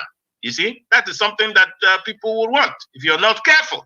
Or people who don't have fortitude of character, you know. And and finally, the Sokoto Fulani established an emirate in Ilorin. The struggle between Ilorin and Oyo continued until establishment of British rule in the area. The 90% of the population in Ilorin division were Yorubas, 60% Muslims. That the population of Kiba division was 100,000 and also 100% Yoruba. This is from the Sir Henry Willings Minority Commission of September 25, 1957. They are the ones who are writing this down, the Henry Willings Commission, columnists. So it was in early 1800s that jihad, led by the Fulani Islamic scholar and soldier Sheikh Alim al-Saleh, often called Alimi by the Yoruba, was launched from the north. The Alaafin of Oyo from 1970s. Oba Awode sent his, from 1790s, sorry. Oba Awode sent his military chief, Afonja, titled Are Onakakanfo, or military leader, to check the advancing invaders. Afonja lost what became known as the Were War in 1871. At Ilorin, place of sharpening iron, that's what that means, Ilorin. Now he says, worse for the Oyo Oba was that his general, Afonja, defected on his loss and fought for a prize for his treachery from his erstwhile enemies. Tragically, his treacherous insubordination ultimately cost Afonja his life in 1824 in the hands of the Fulani conquerors. In 1835, Oyo-Ile, the capital, was razed by the Fulani, as most Yorubas fled the jihad, scattering in different directions. So we also know that because these characteristics with all of them, you know, that Fulani peoples of Fulani they are Fula people called in West Africa, but they are called Fulani actually by the Hausa people. Hausa vassals. They are a mixture of Arab conquerors and native Africans like Mandingos. And some of our panelists have talked about history here. And this is why we need to understand, because if you don't understand where this is coming from, you just see it as simply what you see on the pages of newspapers. No, these people have an agenda. They have an objective, which they are pursuing seriously. And they are not joking with you. And it takes their killing people and massacring people everywhere for it to do. And the government, which have been seized by them, is working with them. And we've heard it from the mouth of people like Danjuma and Obasanjo, the Fulanization of Nigeria. Danjuma himself, who had served them, had warned that if people do not save themselves, they will all be dead. And we are looking at it happening in Africa today. So they're a mixture of Arabs and Africans like Mandingos from the Guinea Highlands and Futa Jalon, but these are Arabs basically. That's why you have the Sultanate in this thing. The direct Arab link there, you see. Arrived Nigeria on February 1804, led by Uthman Danfodio, who continued in his passionate jihad campaign. King Yunufa, the Hausa Seriki in Gobert, now Sokoto, hosted this Fulani immigrant from Guinea. And the result was that since 1808, the whole of northern region lost its kingdoms and were replaced with Fulani emirates. King Yunfa was killed in 1804-08 by the Fulani as Danfodio, Islamic jihadist and scholar, established the Sokoto Caliphate, making himself Sultan. You see, they imposed themselves on the people and imposed themselves. And this is what is going on. Now they are moving to the south to do the same thing. Now, Hausa states were violently conquered and pillaged. Their states annexed and their Habe kings brutally beheaded and replaced with Fulani emirs. The conquered Hausa states were Gobert, Katsina, Daura, Zamfara, Kebbi, Kanu, Zauzau. Persons from Udman Danfodio family were imposed on them as emirs. This is the reason why all the emirs in Nigeria today are cousins. So all these emirs of Sokoto, this, that, they are Fulani people imposing themselves on the indigenes of the land. And particularly the Hausa people, which is a major ethnic stock that is there. And that's why they're called Hausa Fulani, because they imposed themselves on them. Now, this gives you a background of the Fulani people, from whom Gambari comes from. So here is Gambari. There's something that came out in Vanguard of May the 23rd, 2015. And it's titled, Grant Amnesty to Boko Haram. Northern elders tell Buhari. And he says here, some prominent Northerners, including the former Chief Justice of Nigeria, CGN, Mohammed Uwais, and Secretary to the Government of the Federation, SGF, Ambassador Bagana Kingibe, and former Nigerian Ambassador to the United Nations, Ibrahim Gambari, have asked the President-elect General Muhammad Buhari retired to declare amnesty for Boko Haram. The question is, how can this type of man actually, what is expected of this man who is asking for amnesty for Boko Haram? This was in 2015. And look at the other one that I think is late now, Mohammed Uwais. He was the CGN, the Chief Judge of Nigeria. Can you imagine that? The Chief Judge asking for amnesty for terrorists, people who are killing people everywhere, asking for amnesty for terrorists. And not only that, today we still have a Chief Judge whom his qualification is studying Sharia law in a supposedly secular state. That is why that place is gone already. And then you can see here, Bambari is also amongst them. And we have to understand the background of this man in order to understand what he's made of. And you also know what to expect, because it seems we are probably going to expect something like Abba Kyari's own, fueling Islamic jihadism, and also the mass killing of indigenous peoples of Nigeria to be going. This one will be even maybe worse than that, from what we have. And when they're educated, they simply add their education to their it helps their Islamic agenda, because they know how to play all these tricks. It's all about tricking you, And then why do you believe in the government? You say you have government that is representing Fulani agenda. That's all they're doing there. And it's something that it's enough of all this nonsense that we will all stand up as a people and resist the conquest that is already going on in Nigeria. We all know that that is true. So and under Abba Kyari, we have seen the release of Boko Haram terrorists. For example, in Vanguard News of Monday, January 15, 2018, it says, Army releases 244 repentant, can you imagine? Repentant in quote, Boko Haram insurgents to Borno government. Then it says also in Vanguard News of Friday, October 6, 2017, it says, Army transfers 760 Boko Haram suspects to Borno government. You see, this is where they will be released back into the society, continue doing what they're doing. And 249 Boko Haram suspects freed by Army chief, the Army chief himself. This is in Vanguard News of July 18, 2016. Then Vanguard News of February 13, 2016 says military releases 275 suspects of Boko Haram detainees. And in Vanguard News of Sunday, July 23, 2017, it says military moves 43 surrendered Boko Haram terrorists to de-radicalization center. Can you imagine that de-radicalization center? And when talking about amnesty here again, we notice that in Vanguard News of March 6, 2013, it says declare total amnesty for Boko Haram. Sultan tells Jonathan, when Jonathan was in power, that he's telling them to, these are the terrorists. The Fulani people are terrorists. That's what they are. Look at the whole, remember the qualifications of Ibrahim Gambari. How would you not classify these people as simply terrorists? So I want our viewers, because as we are saying this, the Fulani are still killing people. Because May 13th, 2020, May 13th was this last Wednesday. The report in Vanguard says the herdsman has killed 17 people in Kaduna village. In that same May 13th, there were 2 in Benue that were killed. As we are speaking, that is just this Wednesday, that is passed. Then there's also another one, 4 killed, 13 injured gun also in Benue that happened. This is another incident. And when we're talking about that, they're talking about police postings, because there are killings in Delta State. They are pushing people in trucks, killings in Delta State.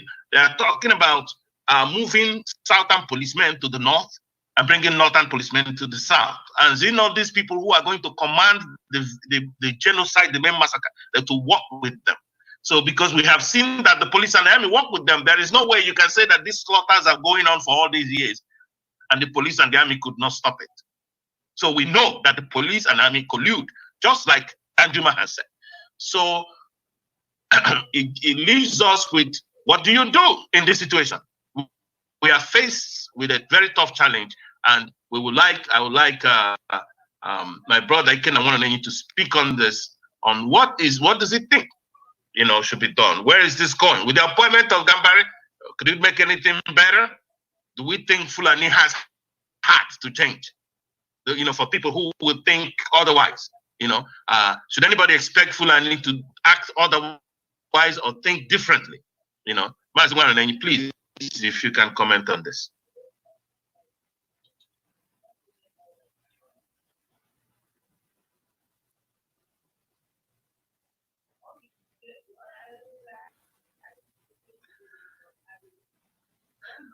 Mazi Awananenyi seems to we're probably losing contact, but I will come back to him later. So let's go to Mazi Ejiofor Chinanwata, our wonderful able Ejiofor Chinanwata, to please give us his own interpretation of this. With the appointment of Sheikh Gambari comes from a royal family that exemplifies conquest of Ilorin and all the rest of them. Should anybody expect something fantastic from this man? Thank you. Yeah, thank you again for having me, my brother Odimo. Hello. The whole sad thing about this thing is that Nigerians, for some reason,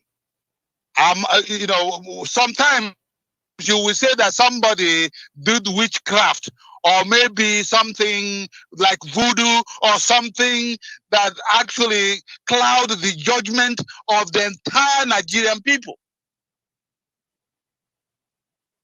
In other words, I have no doubt that Nigerians totally has been bewitched by whatever the caliphate does, or whatever the Fulani people does, or whatever the Arab people, or maybe Saudi Arabia does, or OIC does. I don't know what I can't tell you.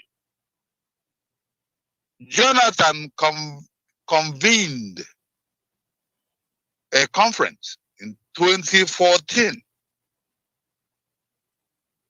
Most people gave that conference at least a B or B minus, but at least in the ranks of Bs. Who brought the confusion into that conference? It is this Gambari guy that believes that 5% of Nigerian wealth should be reserved for the northern part of Nigeria. You see, the thing is that Nigerians cannot see this thing. We have great men and great women who has actually tried to educate these people to wake up and rise up and challenge the system. We have prominent, good and great sons of the land. People like my in-law. I'm happy to call him my in-law because you know what? He is courageous. In the name of Fani Kayode, he is telling Nigeria, he has been telling Nigerians what is going on. There is fire on the mountain. Do something about it. And Nigerians are sitting idle, saying, okay, I don't know what you are saying. Some are even calling him names. But I'm happy that he realizes that name calling cannot do anything to him. It is only God himself that gave him the wisdom to be able to do what he's doing for the people. We have our sister, Ankyo Briggs, who has actually fighting this battle for a long time, telling people what is coming and what is happening, that, hey, look at what is going on. We produce most of the resources and we get the least amount of the returns. Majority of that goes to the northern Nigeria. Complement of Gambari and his cohorts. You see, I'm not one of those people who maybe say Buhari is a wicked man, Buhari is this, Buhari is that, Buhari is that. No. This has gone beyond name calling. Buhari himself has proven who he is because he said, I am a terrible individual and I don't like you Biafrans. I don't like you, the rest of Nigerians. I am going to follow what Osman Danfodio has said. I am going to follow what Ahmadu Bello has said. I'm going to use the middle belt as a willing tool to be able to conquer the rest of you. And the Igbos and Yorubas and my riverine brothers and sisters are sitting idle talking about, oh no, what did you do? What did you? They are basically arguing among themselves for no apparent reason. Now, it is a very sad thing. Gambari is bad news for Nigeria. Extremely bad news. But hey, why does he stop with him? Buhari himself has appointed everyone he appointed were Fulani ancestry or origin. In contravention of the so-called federal character, and the rest of Nigerians are sitting, who is going to be a commissioner? Oh, you did not appoint my brother. How is my brother going to do this? How is my brother going to do that? People when your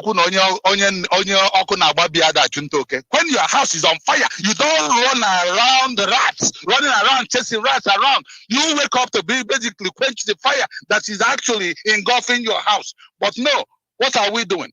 We are calling names. Oh, Yoruba is coward. Oh, this person is not coward. This person is this. This person is that. That is not where the problem is. I don't know any courageous man like Ayo Fayose that actually was the only opposition to Buhari. Can any governor, one, rise up and challenge him or do exactly what Fayose did?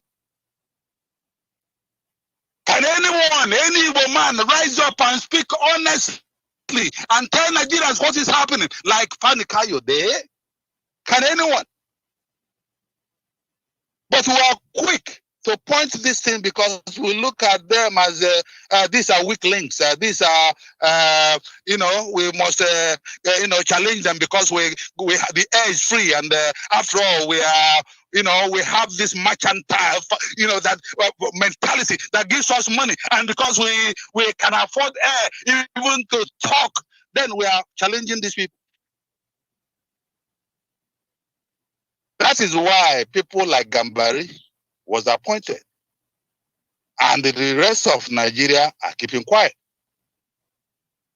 That is why Justice Oneya was brutally and unceremoniously relieved from his wonderful duties. And an Islamist, a man who didn't even understand what the law means, that only went to Sharia court or Sharia law school or whatever, if they have law school, or maybe a man who know how to memorize Quran. Let me put it like that. A man who just learned how to memorize Quran is the one ruling Nigeria. And he has the audacity to talk about teaching law school or teaching Sharia in every law school. And Nigerians are keeping quiet. You see, my brother, we have said it once and we have said it again. What unifies Nigeria is the hatred of Igbos, the hatred of Nigeria, of Biafrans. But you see, even Biafrans hate themselves. Some of Biafrans say, oh, we are not Igbo. As if we are talking about Igbo nation. As if the struggle is only about Igbo people. The struggle is about freedom, freedom for mankind, freedom for Yoruba, freedom for the so-called South, because I don't know where South came from. As far as I'm concerned, there's nothing like South. But even Middle Belt are included, Middle Belt and everyone, even Southern Kaduna. If people fail to realize that this is about Islam and Christianity, this is about the land and the people. If people fail to understand that, then they have no idea what is happening. Gambari hails from, if I'm not mistaken, from a Lorin area, Axis. You go on and check and see if that is Fulani land. And how is somebody who usurped or stole somebody's land, somebody who is not even a citizen of a land, somebody who is not even conscientious enough to speak the basic truth, can actually do good job for the rest of Nigeria? Nigerians refuse to wake up. Nigerians will not see what is before them. Nigerians have allowed themselves and allowed their emotions and allowed their sentiments and allowed stupid things to cloud their reasonable sense of reason. And what happens, when God wants to kill you, he will harden your heart. The Bible see that now. So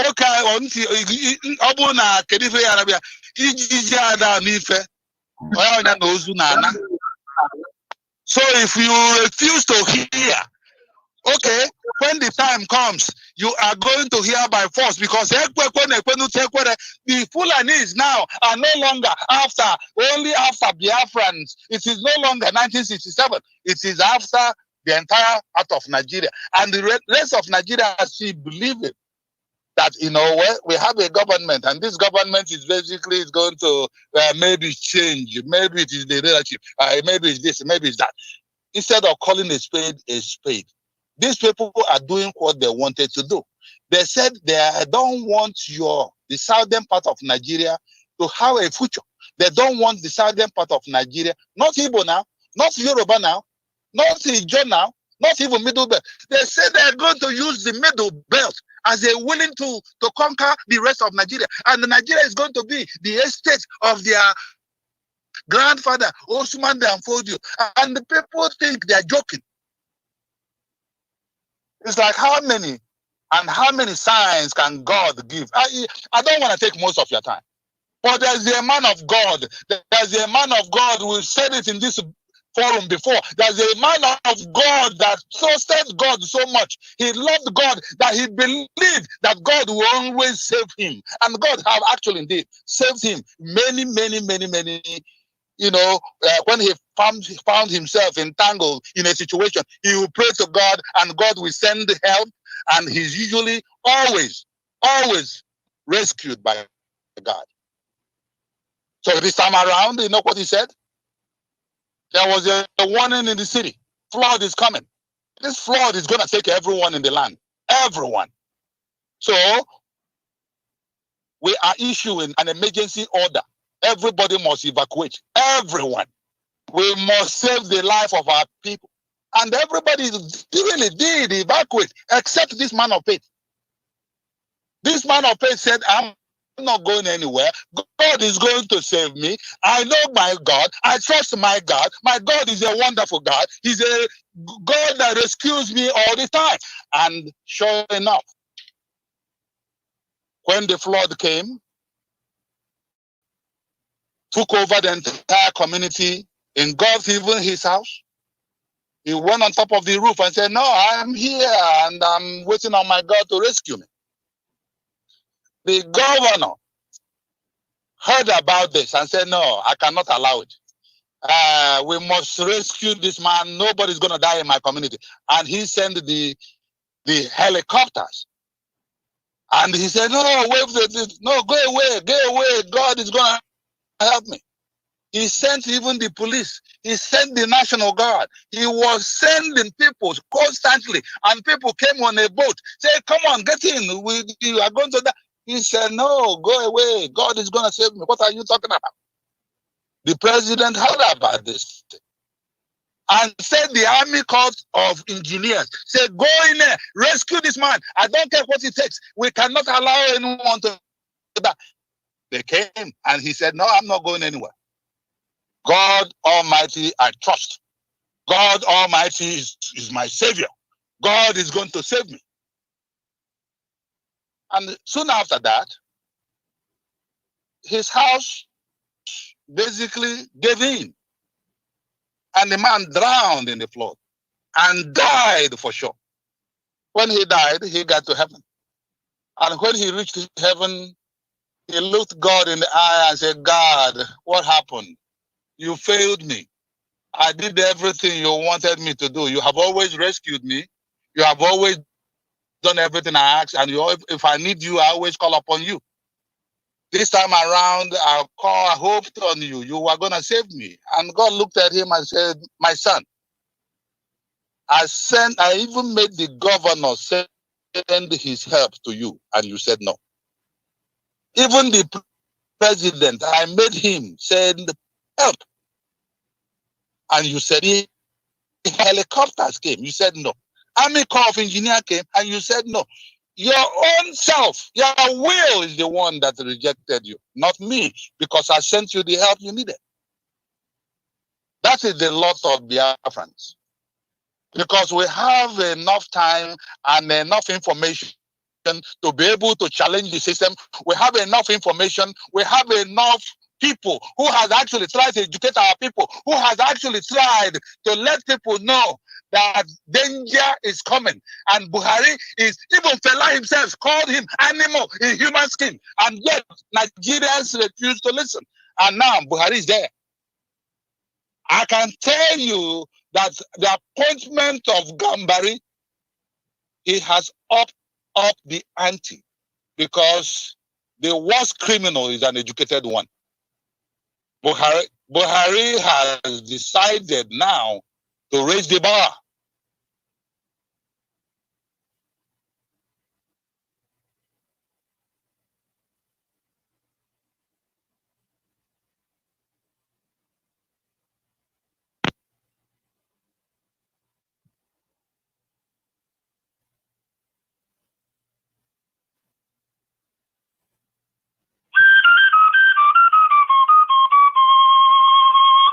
Radio Biafra next, International, definitely.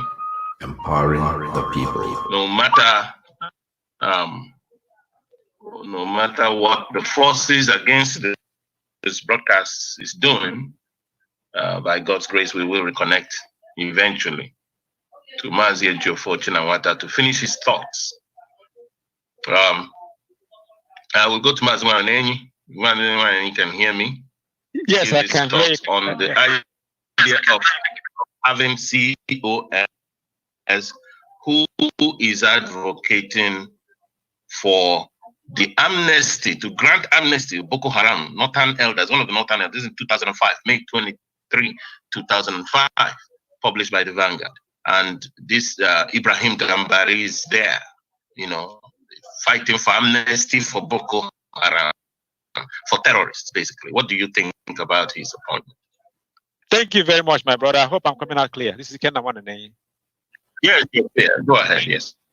Thank you. I had a technical issues before. My brother, Ejiofor Chinawata has really explained most of this stuff. But this guy, Gambari, like he said, the worst criminal you can get on, the worst evil man is an educated one. Yes, he went to these colleges and all whatnot, but some other positions in the United Nations and in other areas were bought because the Nigerian government know how to buy positions.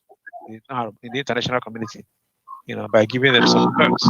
They're very, very good in that. But this guy, has a gene of evil. His great grandfather, is an Islamist. This is people who deceived, who went and conquered a territory that does not belong to them and played you might call it 419 to Afonja. His great grandfather, Gambari, so he has that gene of evil in him, and he's going to execute it. That's how they looked and they find somebody who can, be worse than Abayakari. This guy is worse than Abayakari. You guys will see in very few times, a guy, an educated person, who even got education outside the country, and who is advocating, for amnesty for terrorism, for terrorists. An educated person. I can understand Buhari is not educated as an illiterate, and some of them, but this guy is somebody not only is educated, he's educated outside, in diaspora, and he's advocating for amnesty for terrorists. It's really terrible for our people to sit there and let this thing happen. Our brothers in Yoruba land, our brothers in Egoni land, and in Delta, Bayelsa, and Igbo, and Benue, the docility sometimes is very, very frightening. Yeah, there are very few people that speak out. Very, very few, And Fane Kayode is one of them, and I respect him. Very, very wonderful man, a man of steel, Most of the ones in Igbo land are chicken. So afraid. They are even afraid of their shoulder. Afraid of their shadow, excuse me. They don't speak out, So it's really things are being lopped. Evil is being lopped up in Nigeria, and the country is not going to survive. The economy is dead. How is it going to recover? Very soon they won't be able to pay the civil servants or the police or the army. Everybody now is into mad grab. This is a country where you don't even have there's no president to find. And you don't even have a president. Even if the fake one, you can't even find him. There's no, even the vice president, we don't even know where he is. It's like a bus. He's carrying passengers without a driver. So this guy is bad news, really very, very bad news. And they know what they're doing. They appointed this evil man to to be the COA, chief of staff. And as you know, it is the chief of staff because we have an educated illiterate guy, uneducated illiterate guy who was the president. I think he's not. I don't even know this guy is still around. So most of the decision, most of the governing is done by the COS, chief of staff. So basically, This guy Barena he's going to be your president now. He's going to be making all decisions. And this guy who has a very, very tinted background, his father, his great grandfather is an Islamist, his father, the same thing. So it runs through the bloodline of Abel. Just look at him. Look at him. They use money and bought positions, to push him in, because that's how Fulani people do. They push you. They buy a position and push you in. And sometimes the UN and the other group are very, very vulnerable. Just like what happened with the World Health Organization. They know how to buy positions, So we are very, very concerned about the docility of our brothers, our Christian brothers. They're so docile. Everybody's afraid. Even the clergy, they're afraid to talk. We have good, very people who are very, very energetic, who are assertive in other areas. We have a lot of people from very good brothers in Yoruba land who are very assertive, and brothers and sisters who are in coastal areas and all whatnot, But they call Igbos, everybody's like a chicken. All the governors are just like idiots, People with who cannot, who are afraid, very afraid of their shadow, very afraid. Except Wike, Governor Wike from River State, who is standing tall, and we respect him. So it's not good, it's not good for the country for this guy to be making all the decisions, and Islamist, and also this guy will be working with the new CGN. This is a guy, the new CGN, I forgot his name. Is it Tanko or Tambo, whatever his name is? This is a guy who studied Sharia law, Islamic law, in Ahmadu Bello University. This is a guy who had F9 in mathematics and F9 in English, and he was admitted.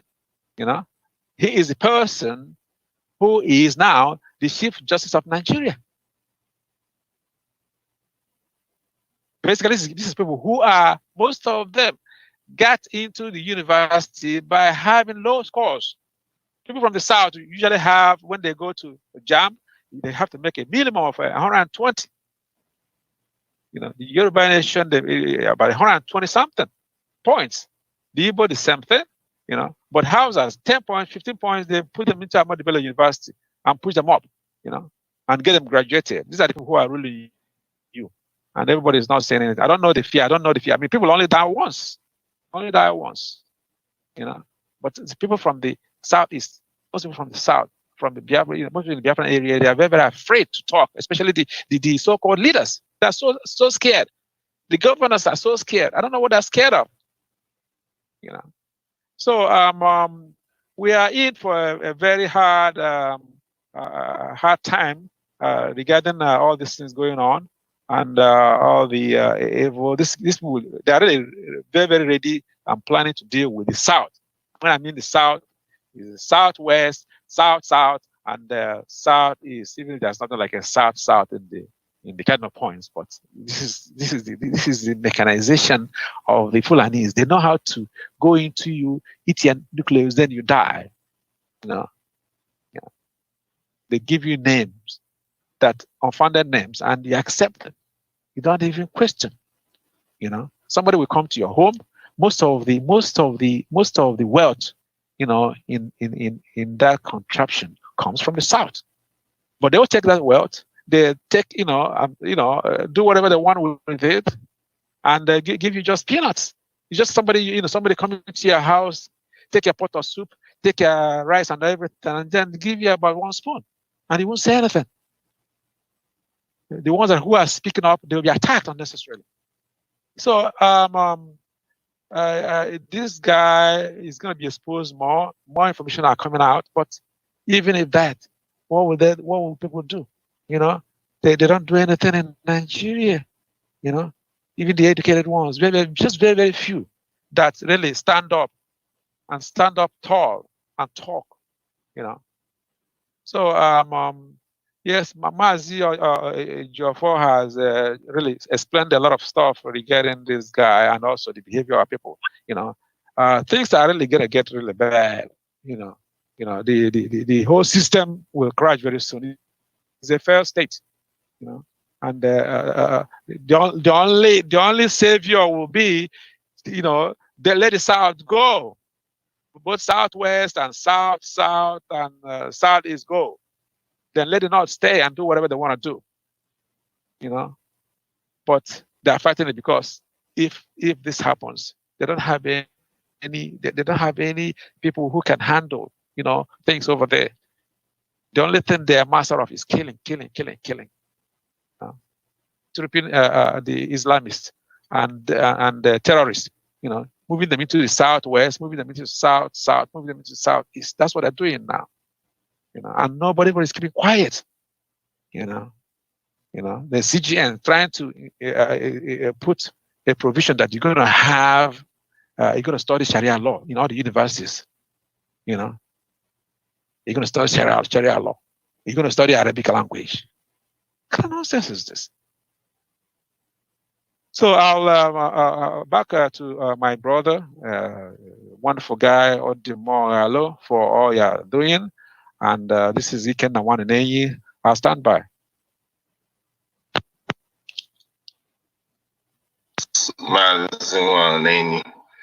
People, you're hearing it. That is the age of pretenses is over. No more pretense. Fulani is on conquest, and something has to be done immediately, not tomorrow. Immediately, something has to be done to stop them. It is open to everybody to think. May God give you the grace, give you the knowledge and wisdom to be able and give our people, all of us, the knowledge and wisdom to hatch up what to do in order to resist this ongoing campaign of conquest, Islamic conquest by the Fulani in Nigeria. Those of us who are in the Middle Belt, I know that they are forcing you to work with them, but they already told you that they're using you. So why not join your fellow Christians? Because it seems that this is simply a religious war that is being launched, by the Fulani people, headed by Fulani people on the Christians of Nigeria. Remember, more than 1,300 churches have been destroyed ever since this began, maybe like 30 years ago. More than 1,300. A lot of Christians have been slaughtered. Churches are the targets all the time. So, Islam, whenever you don't believe in Islam, you are good for death. That is what that religion is all about. And if you can go to the Quran and read that up, you have Google. This is an age of Google. Google it. I don't know why people are they don't have phones. We've told them several times, Google Sharia law. Sharia, put it in Google. Google it on your phone. Don't be so lazy not to Google it. Because if you don't know reading these things, you don't really get the message of that, about it. You think it's such a light thing. Oh, we're talking about just different religious. It's not just religious. They want you dead. That is what the religion teaches them. And it's a very serious thing. Hence, they're killing you, after all. They're killing us, all of us, as a people. So there's been a problem in that place. So the past 200 years now. So it's not going to stop if you don't find ways to stop it, But may God help us as we go. Mazi Ejiofor Chinamata, I wanted you to finish your thoughts. You were about to round up your thoughts on certain issues. And before there was a disconnection. So please, if you're back, could you finish your thoughts before we get into the issue of Biafra and May 30th, which is coming along the way? Yes, my brother, thank you for giving me the second chance. I was having problem for some reason. My connectivity was having issues. I don't even know where I stopped before. Yeah, sorry about that. Yeah. But the bottom line of what I was saying is that Nigerians have been educated enough. They have been informed enough. We have a lifetime work of people like Ankio Briggs, We cherish the lady, and we know that she has actually been educating Nigerians, that we produce most of the resources and we get nothing in return. That single statement is enough to wake up anybody that needed to be awake. Fani Kayode, on the other hand, has been out there educating Nigerians. Fayose at one point was the only singular person that's challenging the system. And yet our people are saying, oh, Yoruba is coward, Yoruba is that. When none of them can actually bold to speak. My brother Monenenye has actually explained it. I don't know where I stopped, but I was given a scenario where a man of God, I don't know if you heard that or not, because I kept talking, I have no idea that I wasn't even on the air. But the thing is, a man of faith that believed that God... Yeah, we heard that. Yes, that God is going to save him, and then basically perished. So that is where the situation with our people are.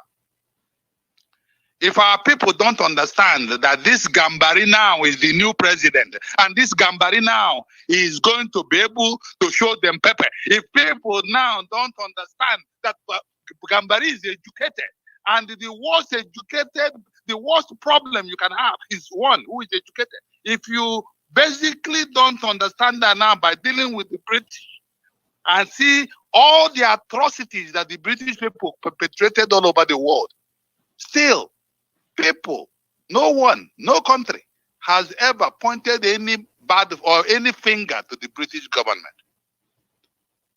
Britain is always held as this wonderful country that saved mankind, even though they are actually the real evil empire.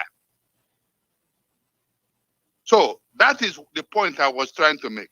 For our people to wake up, for our people to know that they're going to perish, that this man of faith, they are going to perish if they don't do anything. Why we want to do and go to heaven? God gave us this earth to take care of it. We are the custodian of this land, and we must do something. We must be able to do something to be able to preserve it. Because if you are not worthy to defend what God has given you, if you don't want to actually, or you choose not to defend what has given you or what rights you have on earth, then maybe you don't even deserve the right in the first place. Thank you, my brother, for giving me the chance to, end up. That's that now. A word is enough for the wise. Thank you again. Thank you so much. Yeah. Thank you, Mazi Ejiofor, for your closing remarks over there on that issue. Yes, you mentioned Ankyo Briggs and Fani Kayode, and I wanted to also give some quotes on that people like Ankyo Briggs has made regarding the struggle for even the Niger Delta, and why our people need to be, stay in perspective of that in order to know exactly what's be very clear as to what the problem is, and that will help them to make choices on what the solution ought to be. Here she said, and this was in 2007, and I quote Ankyo Briggs. He says, "For me, calling for restructuring now is too late. We want to go our separate ways because you see what they are calling restructuring is not what restructuring is. Restructuring to them is that the status quo should remain and perhaps a little increase in revenue to agitating regions. But the real restructuring is when everybody keeps what you have, even if it is only water that you have. And if you can sell it, sell it. Anything apart from that is not restructuring. What is federalism? This is where you have the states, which are the federating units. So a federation means that every component autonomous or is autonomous to itself within that nation.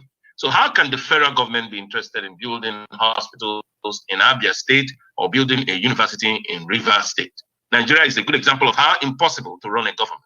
How can one man alone, who is of a different culture, language, religion, run or oversee the rest of the people of over 400 ethnic groups, as if he is overseeing his own personal property or estate? He cannot do it right because he doesn't know my culture. And so how can he make decisions that will be 100% appealing to me, because the things I would put into consideration if I am to make the same decisions will be totally different. What we are saying is that someone who doesn't understand a people cannot make any good decision for them. If these simple conditions are met, governance will fail. And that is what has happened in the real sense. It has failed in Nigeria. Ankyo Briggs, environmental and human rights activist, Vanguard News, Thursday, June 29, 2017. And she also said, the then, quote, the then military leadership under General Abdulsalami Abubakar had a rare opportunity of gathering Nigerians together to come up with a document meant to be the constitution. But it was bungled because what happened was that one man just sat down and made sure that the document was written to favor a particular section of the country, and he called it the Constitution of the Federal Republic of Nigeria. The Nigerian constitution is the only constitution in the world that tells a lie against itself and its people when its first sentence says, "We the people." That statement is a lie. There was never a gathering of any people or group of persons to discuss any constitution. Do you also know that the constitution was designed to work against people who are not Muslims? As the word Islam, Muslim, Sharia, or mosque was mentioned over 200 times, while the word Christian or church was never mentioned in the constitution. And you say that same constitution is meant for all of us? This is Ankyo Briggs speaking and as an environmentalist and human rights activist in Vanguard of Thursday, June 29, 2017. That was 3 years ago. And so we can see her stance and in some of the struggle for the resources and freedom of our people. So they don't just seize your resources, they seize your land, they kill you, they take it up. These are Fulani people, and we don't see Fulani people trying to stop them. They're all working in cohesion. So since they want to be bundled together as terrible people, they will be presented to the world the way they are. They are mass murderers, genocidists, they are thieves, they are liars, they steal people's land and property, and that is what they do. They must be stopped as a people. They must be stopped. I mean, from Sultan down to anybody else that is Fulani must be stopped, because they are treading a very dangerous path. These people are nothing but criminals. They can come out openly and tell you that they are not there for this and for that. We are for equal rights. We are for people's freedom. But what is happening on the ground? What is happening on the ground? So they are working with their people in collusion. If those of them in government, those of them, masquerading around as traditional rulers, when the referendum will be taken, they will see that the people there that they impose themselves on will reject all of them, all those emirs, including the Sultan himself. So it's time to stand up and resist this oppression of Africans by Arabs who come as Fulani into Africa. It is time to take Africa back. And I say it and I say it again. Even go and look at the map of Africa. This Islamic conquest thing is a big problem to the world. We have to take back North Africa. North Africa is not Islamic land. They came from Arabia, the Arabian Peninsula. They are Arabs. Fulani should go back to Arabia. That's what they should be meant to know. If you don't stand up and fight for your very existence, what will happen is that they'll conquer the rest of Africa and make it Islamic. Even the British people who are talking, and they're having a problem with them today in their own societies. So the British has had something evil, and rather than stand for what is right, they are paying for it because of greed for oil. If that oil was controlled by its owners, don't you think you can have yours? No, but you don't want to have it properly. You want the people to use another people to conquer, and so you can give you access into exploiting people's resources. This is criminality from the British government. And this is something that they should move away from, because it's giving them a terribly bad name all over the world. From their own monarchy to their this thing, colonization is a terrible thing. It's a violation of people's space and sovereignty and human and people's rights, and it's nothing to be proud of. And this is something that has to be resisted. You can't want freedom for yourself, but you don't want it for another person. There is something wrong with that. So was Nigeria a creation of the indigenous peoples? Who determined its political sovereignty and drew the territorial boundaries? Since the will of the indigenous peoples were neither consulted nor considered in its boundary delineation, what makes the geopolitical creation legitimate or just? Internal colonization expressed by state creations under unelected and unrepresented military regimes of Yakubu Gowon, Ibrahim Babangida, and Sani Abacha further exacerbated the violation. Nigeria's anti-Igbo ethnic destruction politics, in a desperate bid to constrict or shrink Igbo land in the map, began designating parts of Igbo land as non-Igbo in its illegitimate creations by military decrees of Delta, Edo, Kogi, Benue, Cross River, Akwa Ibom, River State, which is clearly Igbo land. Now, we're saying this, not that every of those states are Igbo land, but that they're Igbo in those states. That's what we mean. For those of our brothers who quickly say, oh, I'm not under Biafra. Nobody's forcing you. Once there is a referendum, then you can stay where you want. That's what we're saying. Nothing else. But there must be a lesson for our own people, So, if you want to join Biafra, you want to join Nigeria, you join. It's all about your decision and your fate. That's it. So, I go for it. Says soon Abia State will become given the appellation of Niger Delta to strengthen the false propaganda that Igbo land is made up of 4 landlocked southeastern states. All these malicious schemes are to create a geopolitical region that will excise the Igbo from benefits of littoral states and an oil-producing region that has sustained Nigeria's financial and economic existence. The Igbo live right in the delta and coastline of the southeast. Nigerian lies against the Igbo are targeted at dividing them from their neighbors like Ijo, Anang, Bibio, Efik, Urobo, Isoko, Ishan, Edo, to weaken or forestall any possibility of political alliance against those who have been exploiting their oil resources since 1958. And we all should know this, those of our neighbors. It's time to know this. If you don't know this now, and I don't know what else you got to know. This is not the time when the government only owns the means of propagating information, so they can confuse you. You have the social media, so you can get all of those information and think it out yourself. And you cannot, ignorance now is a choice. Ignorance today is a choice. This malicious politics rings true of the maxim divide and conquer. If it has worked for 60 years, the exploiter's best approach is to retain the strategy. This is why Nigeria's object to the just solution of a referendum as a transparent and to the just solution of a referendum as a transparent and legitimate means of resolving disputative political intrigue is there. So Nigerians object to referendum because of this.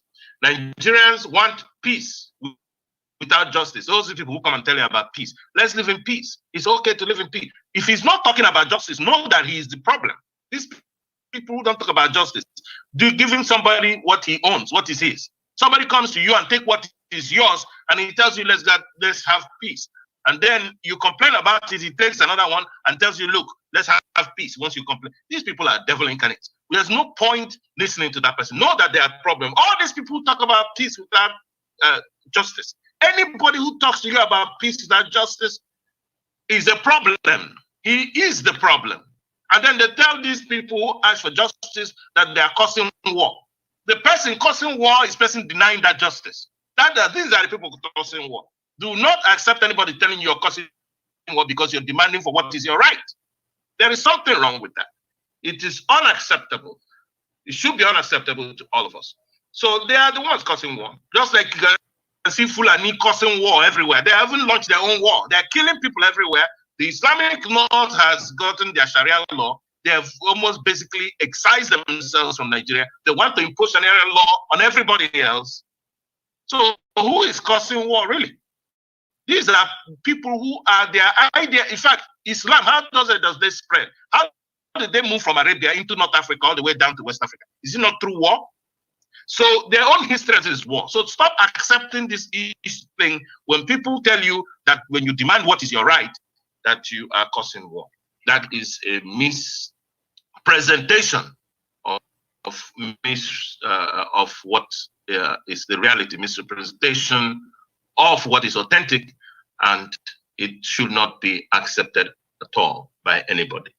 So there are Nigerians want peace without justice. They unreasonably want unity while promoting exploitation, oppression, and genocidal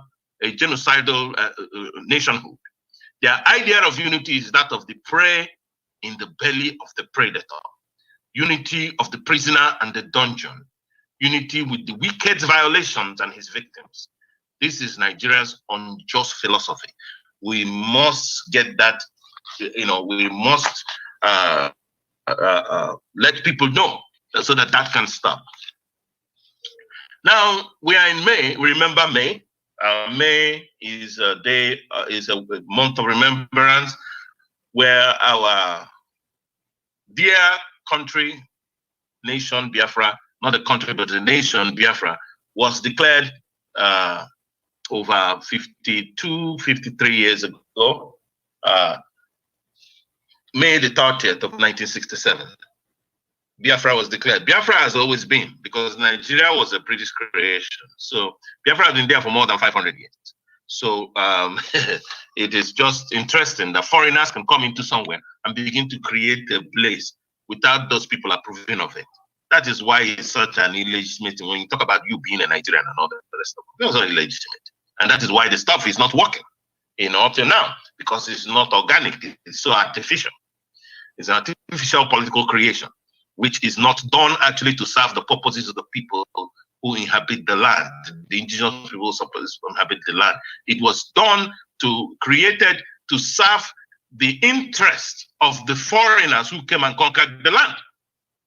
And this is what Africans and peoples all over the world should reject, so they can have peace and have a workable geopolitical system where they can be able to have peace and stability and then growth and development. So I will have some quotes. There are some quotes from Ahira Declaration, the principles of the Biafran Revolution by Adim Chukwemeko Jumegwejugu in June 1, 1969, in the wonderful place called Ahira. And this was known as Ahira Declaration.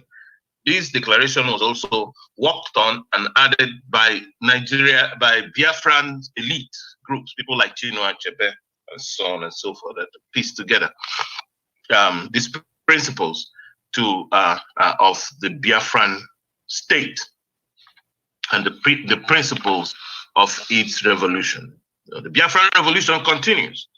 So I'll have some quotes here, and this is to warm us up to next 2 weeks, which is going to be the 30th of which Saturday, the 30th of May, and where we will be at the peak of our commemoration of Biafra. So I will have some quotes here. It says here, in 1966, some 50,000 of us were slaughtered like cattle in Nigeria. In the course of this war, well over 1 million of us have been killed, yet the world was unimpressed and looks on in indifference. Last year, some bloodthirsty Nigerian troops for sport murdered the entire male population of a village. All the world did was to indulge in an academic argument whether the number was in hundreds or in thousands. Today, because a handful of white men collaborating with the enemy, fighting side by side with the enemy, were caught by our gallant troops, the entire world threatens to stop. For 18 white men, Europe is aroused. What have they said about our millions? 18 white men assisting the crime of genocide what does Europe say about murdered innocents? Have we not died enough? How many black dead make a missing white? Mathematicians, please answer me. Is it infinity? So why I'm putting these quotes again is so that we can understand the context of what happened to us. You know, those of us who are abroad, we must launch a serious, strong lobby wherever you are for your and to your government. You have to do that. You have to do that. We have to be objective with this and keep doing it. Do it freely, you know, because it's for us. It's for our survival. If you let your government just go, or you say, well, somebody's going to come and save you, or did we tell UN, did we tell US? We have told all of them, but nobody's going to come to fight for you. That's all for your own. It is very plain. You have to stand up first before anybody can step in. You have to stand up and show that you want to. You have to defend yourself, that you're standing on what is right. You're standing on your own right, and you don't want to give it up, you know, before people can help you. So I go for that here. It says, take another example. For 2 years, we have been subjected to a total blockade. We all know how bitter, bloody, and protracted the First and Second World Wars were. At no stage in those wars did the white belligerent carry out a total blockade of their fellow whites. In each case, where a blockade was imposed, allowance was made for certain basic necessities of life in the interest of women, children, and other non-combatants. Ours is the only example in recent history where a whole people have been so treated. What is it that makes our case different? Do we not have women, children, and other non-combatants? Does the fact that they are black women, black children, and black non-combatants make such a world of difference? Nigeria embarked on a crime of genocide. I'll repeat that again. Nigeria embarked on a crime of genocide because remember, it was the military that actually went first, and then the public got involved in killing a section of the population. And remember, this is a country that in its constitution, the military is set up there to protect them. They went killing them. And the same thing is happening today. When the military supports the Fulani people to keep killing people all over the land. So Nigeria embarked on a crime of genocide against our people by first mounting a total blockade against Biafra. To cover up their designs and deceive the black world, the white powers supporting Nigeria, that is Britain, of course, blamed Biafra for the continuation of the blockade and for the starvation and suffering, which that entails. Why I'm reading this, and this is very important, is this, that we may not, when you're preparing to fight for your own freedom, you don't do it as if you're looking for the approval of the white people of the West. Because if they don't give you the approval, what do you do? So prepare. If they give you if they support you, well, fantastic. But if they don't, what do you do? Because they play games themselves. And the games they play simply for the resources of your land. So find out how you're going to do it, or how you're going to play the proper game with your own resources to ensure that they do not stand against you. You know, it is very important that we think about this. So Biafrans, for the continuation of the blockade and for the starvation and suffering which that entails, they uphold Nigerian proposals of relief, which in any case they help to formulate as being conciliatory or satisfactory. Knowing that these proposals will give Nigeria further military advantage and compromise the basic cause for which we have struggled for 2 years, they turn around to condemn us for rejecting them. They accept the total blockade against us as a legitimate weapon of war because it suits them and because we are black. Had we been white, the inhuman and cruel blockade would long have been lifted. That Nigeria has received complete support from Britain should surprise no one. For Britain is a country whose history is replete with instances of genocide. So we can see that as being true. That Britain is simply replicating what is in its nature and what is in its own experience, because colonization will have to involve conquest of indigenous people in order to take over the land. And when you take over the land, why do they take over the land? They take over the land for the resources to use the people are used to us. Why are we speaking English today? It's because we were taking over. Our land was taken over. You know, so we're not saying that there is all negativity in that, but we're saying that we have to understand it, and the more we understand it, the better for us. so that we don't make wrong choices anymore. So today, the world has actually advanced. It's not the same as 1966-67. So I don't believe that everybody can successfully actually ratchet up something like it did in 1967 again, not in Nigeria of all places. That is not going to happen. And that is why we tell our people to be strong and be encouraged, that you not be taken out at all. When Nigerians violated our basic human rights and liberties, we decided reluctantly but bravely to found our own state, to exercise our inalienable right to self-determination as our only remaining hope for survival as a people. Yet because we are Black, we are denied by the white powers the exercise of this right, which they themselves have proclaimed as inalienable. In our struggle, we have learned that the right of self-determination is inalienable, but only to the white man. What do we find here in Negro Africa? The Federation of Nigeria is today as corrupt, as unprogressive, and as oppressive and irreformable as the Ottoman Empire was in Eastern Europe over a century ago.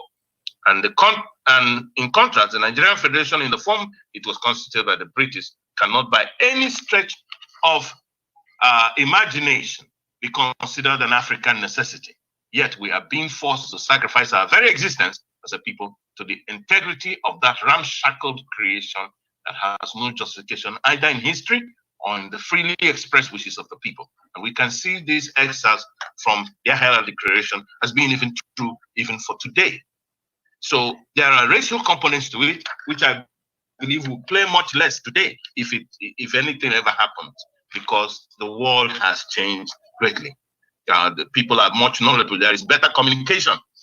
And that is why we shouldn't give up our right simply to please our enemies, because you have to survive. There is also this angle, not just the racial angle. There is the religious angle of this issue, and that is when we talk about the Fulani and their conquest. We can understand where they're coming from. It's the Arabs and who are the central actors within the Islamic world and Islamic ideology. That is where Islam started themselves in Saudi Arabia, of the Saud family, Saudi Arabia, and they think that they hold that torch to simply advance it through conquest and the conquest of other peoples of the world. And their hope and objective is this, that they will conquer the whole world and put them under their control, under Islam, because that is what Islam, that the religious tenets on the doctrine of that religion, the central ideology also compels them to live by that objective, the objective of conquest of the rest of the world and making them, which will entail a lot of serious repercussions on them. But they don't know that. They don't think that. That's why they're doing what they're doing. The religious aspect of the Biafra struggle, again, we say, is that the Biafran struggle is on another plane, a resistance to the Arab-Muslim expansionism, which has menaced and ravaged the African continent for 12 centuries. I will read this again from Ahira Declaration. He says, the Biafran struggle is, on another plane, a resistance to the Arab-Muslim expansionism, which has menaced and ravaged the African continent for 12 centuries. Menaced and ravaged the African continent for 12 centuries. This is 1969 that this is being read. This is 2020. So, compare it. Has anything changed? No, it's getting worse. So this is something that people need some introspection on to find out what is going to be an effective and solution to. I'll read further. It says, our Biafran ancestors remained immune from the Islamic contagion. From the middle years of last century, Christianity was established in our land. In this way, we came to be predominantly Christian people. We came to stand out as a non-Muslim island in a raging Islamic sea. Throughout the period of the ill-fated Nigerian experiment, the Muslims hoped to infiltrate Biafra by peaceful means and quiet propaganda, but failed. Then the late Ahmadu Bello, the Sardauna of Sokoto, tried by political and economic blackmail and terrorism to convert Biafrans settled in northern Nigeria to Islam. His hope was that these Biafrans of dispersion would then carry Islam Biafra, and by so doing, give the religion political control of the area. The crisis which agitated the so-called independent Nigeria from 1962 gave these aggressive proselytes the chance to try converting us by force. It is now evident why the fanatic Arab Muslim states like Algeria, Egypt, and the Sudan have come out openly and massively to support and aid Nigeria, her present war of genocide against us. These states see militant Arabism as a powerful instrument for attaining power in the world. Biafra is one of the few African states untainted by Islam. Therefore, to militant Arabism, Biafra is a stumbling block to their plan for controlling the whole continent. This control is fast becoming manifest in the Organization of African Unity. You see, that's another thing they do. They seize those collective organizations, just like they've gone into UN and so much seize the UN that America is now hates the United Nations. I mean, because they can't, Arabs, they move on. It's always about conquest, taking over the place. Just like that, And when they come, they will blame you for stopping them. That is what they do. They just blame you for saying, no, don't do this, don't take my stuff. And so when you fight him, they say, you are the one causing the problem. Why did you do this to me? Why did you? And you see them doing that even in political circles all over the world. And people keep quiet on them. This is going to lead to a very serious outburst, explosion between peoples of the world. And if nothing is done to restrain this type of bigoted and unreasonable advancement of ideology. Let's see here. It says, on the question of the Middle East, the Sudanese crisis in the war between Nigeria and Biafra, militant Arabism has succeeded in imposing its point of view through blackmail and bluster. It has, through blackmail and bluster, it has threatened African leaders and governments with inciting their Muslim minorities to rebellion if the government adopted an independent line on these questions. In this way, an OAU that has not felt itself able to discuss the genocide in the Sudan and Biafra, an OAU that has again and again advertised its ineptitude as a peacemaker, has rushed into open condemnation of Israel over the Middle East dispute. You see? Indeed. In recent times, by its performance, the OAU might well be an organization of Arab unity. You see that? This is what the OAU has been doing. They've hijacked the place right long time ago. And you see people telling you, oh, how this Islamic leader is such great. Muammar Gaddafi said this and that. What are they saying about the massacre of innocent people from Biafra even to Rwanda to even AU as you have it today? They just hijack international organizations. That's what they do. Just like they hijacked Nigeria. We are seeing Nigeria being hijacked today. And people are wondering what is the cost. That's the cost right there. This speech would have been delivered today and it would have looked very normal. There's nothing, and this was about 1969. Our struggle is an even more fundamental sense is the culmination of the confrontation between Negro nationalism and white imperialism. It is a movement designed to ensure the realization of man's full stature in Africa. So it seems that we are fighting, these are some of the efforts for the moment I would like to put up. It seems we are fighting both European imperialism and also Arab imperialism, this imperialism. This is not an easy, these are not easy oppositions to fight, How do we do it? Do we wake up Christians in Africa? Do we start waking them up to stand up for their rights and understand what is happening? This is an age of communication, right? And information and communication technology has actually blossomed so much so that people get information very easily. Mazi Amefulu can do. I would like you to speak on this. How do you look at this? Because we can see that at least from 50 years ago, this statement was made, and it falls through today, after half a century. How should we, approach this? We have the same Fulani problems, the same Arab problems, basically, it's going on in Nigeria. How can we be able to resist it? We have a colonization because they're working with the British as well in Nigeria. And now we have, is it God save us? Basically, can we say, and we have to say God save us.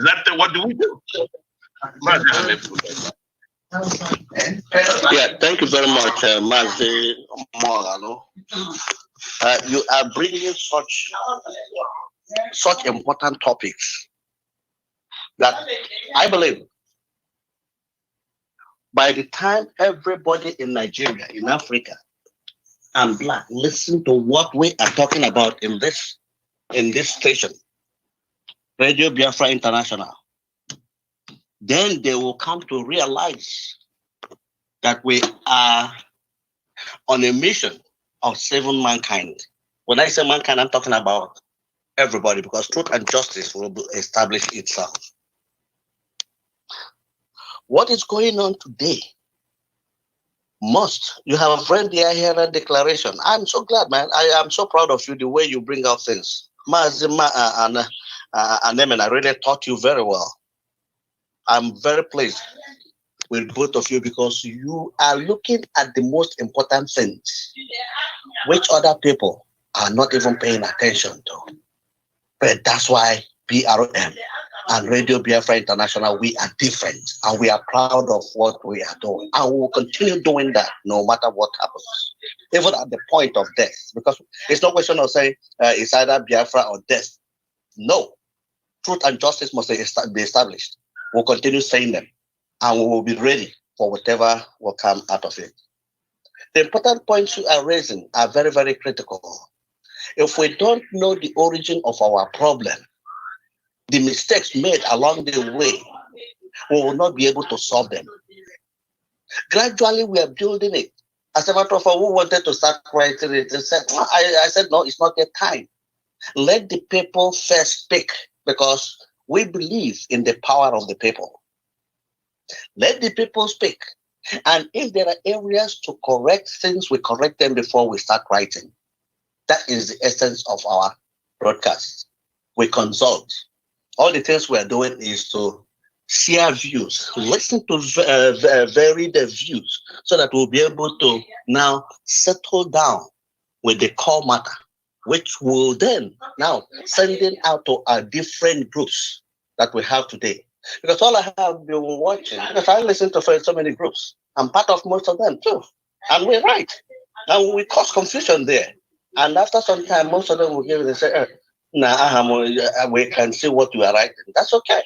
I'm not doing anything for anybody to praise me. No. I'm hitting the facts and I'm ready to stand by myself. I have always done it all through my life. People who know me know that I'm a one-man squad. I can take on because I deal with facts. When I don't have the facts, I do my research. When I do my research, then I can have substance of substance to talk. Just like our catalog, Radio Moralo, you give us facts. I'm so proud of you, my brother. The way you talk, the facts you present. So I'm really, really thanking both of you with Anemina. You guys have really done me so proud that I am so satisfied. Now coming down to the general thing. First and foremost, we're talking about the Gambari. Let me hit a little bit about Gambari. The first time, that was even before the thing came out, I got the information that Gambari is the one that is going to be taken. Then one of them who knew about it told me, oh, look at what he feels about Gambari. Before you know it, I checked with my other sources, and boom, we came to a conclusion, we don't want Gambari. But Gambari has replaced Buhari, no matter what happens. There's nothing we can do about it. So Gambari is worse than Abba Kyari. I want us to know that Fulanis are in cahoots. I don't care whatever variation you have as a Fulani. Mazanemena will always say they fight in a tripartite way. One will be blowing war. One will be saying, no, no, no. And one will be saying, oh, we are with you, and so on. Those are the kinds of things we see.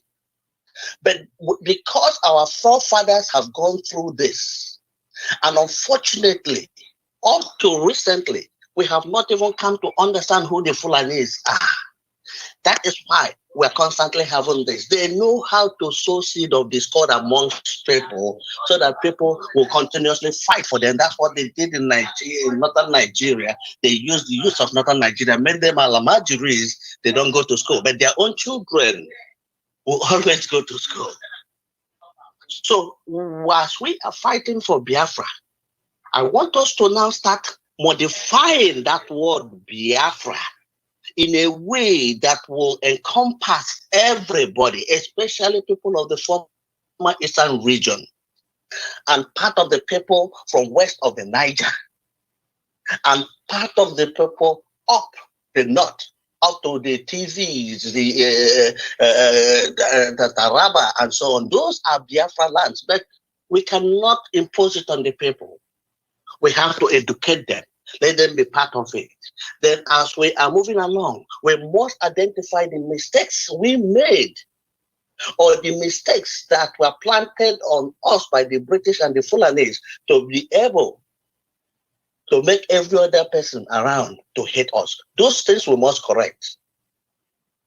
As we are going on, the mistakes of people like Azikiwe, mistakes of Ojuku, the mistakes of every of our past leaders, we must focus, work diligently to identify the mistakes they made before we start putting our own thoughts together. Because BRM is going to be centered that will put a product that will be all-encompassing. That is our vision. That is our mission. That's why I am glad we are having this educated program that we are having.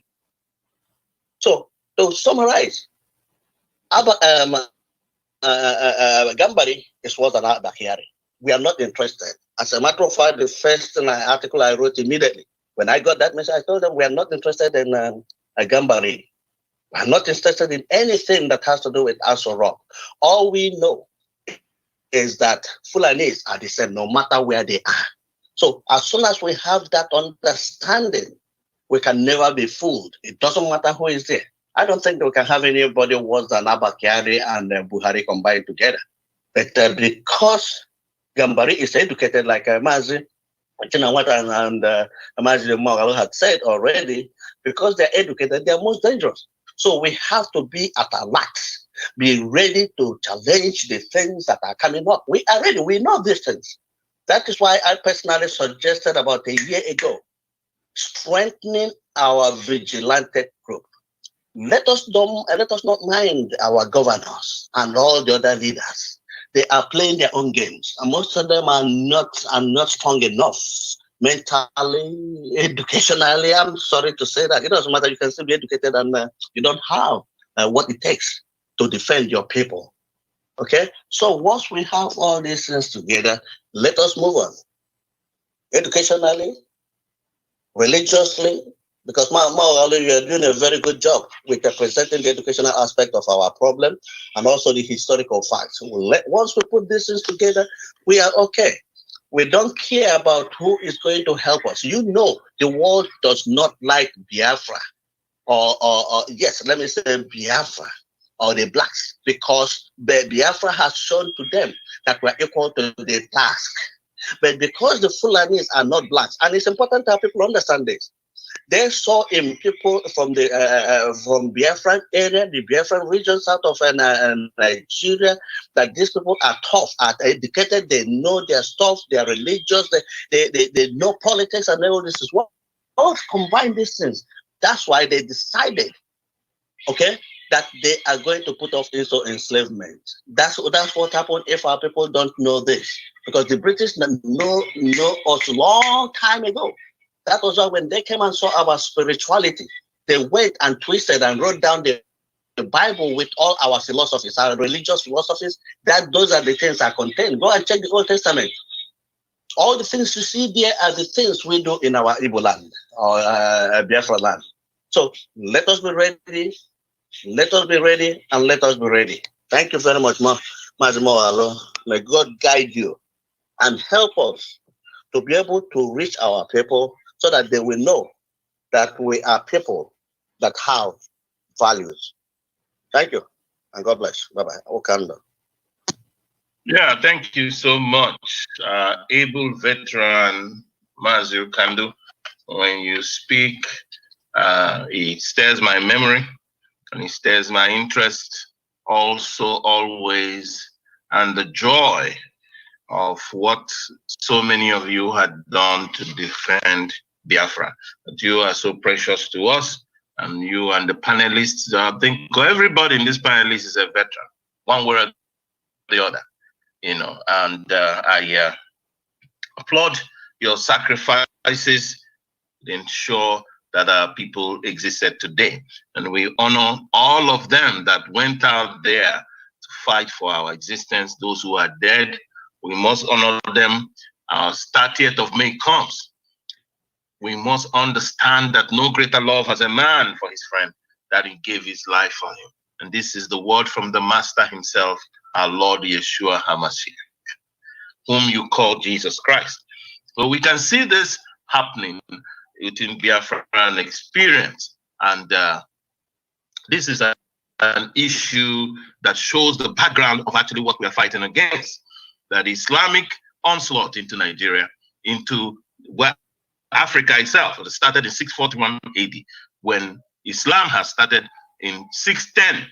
So by 31 years after Islam started in 610 AD, they jumped from Arabian Peninsula into Africa. They already conquered the Byzantine Empire. They went and conquered eventually the Sassanid Empire in Persia. Then they jumped into Africa, ran over the natives, the Tuaregs and the Berbers of North Africa, took over North Africa, destroyed Egypt, where so much historical lyrics were, in about Black history. And still there's too much left, even despite what they've destroyed. But they destroyed certain important things, like, for example, the Library of Alexandria. Can you imagine? That library has been maintained. It's Alexander the Great, who was there 300 years before Christ came, around 300 BC, 320 something BC, was there. Alexander the Great, he preserved those information. But the Arabs, when they came in there, they destroyed it. It shows the destructive nature of the Arabs all the time, and mainly fueled by their religious ideological belief, which is in Islam. So we will say it as it is, because it is good that we all have the proper perspective. Anybody that feels any differently is free to give his opinion and views. We will listen to it. We always want to have something different to listen to.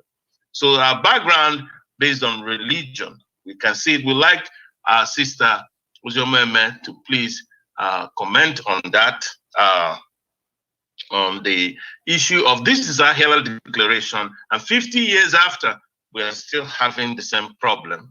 The problems of imperialism coming from the West, because the British still has his anchor and deep secret influences and grip on Nigeria.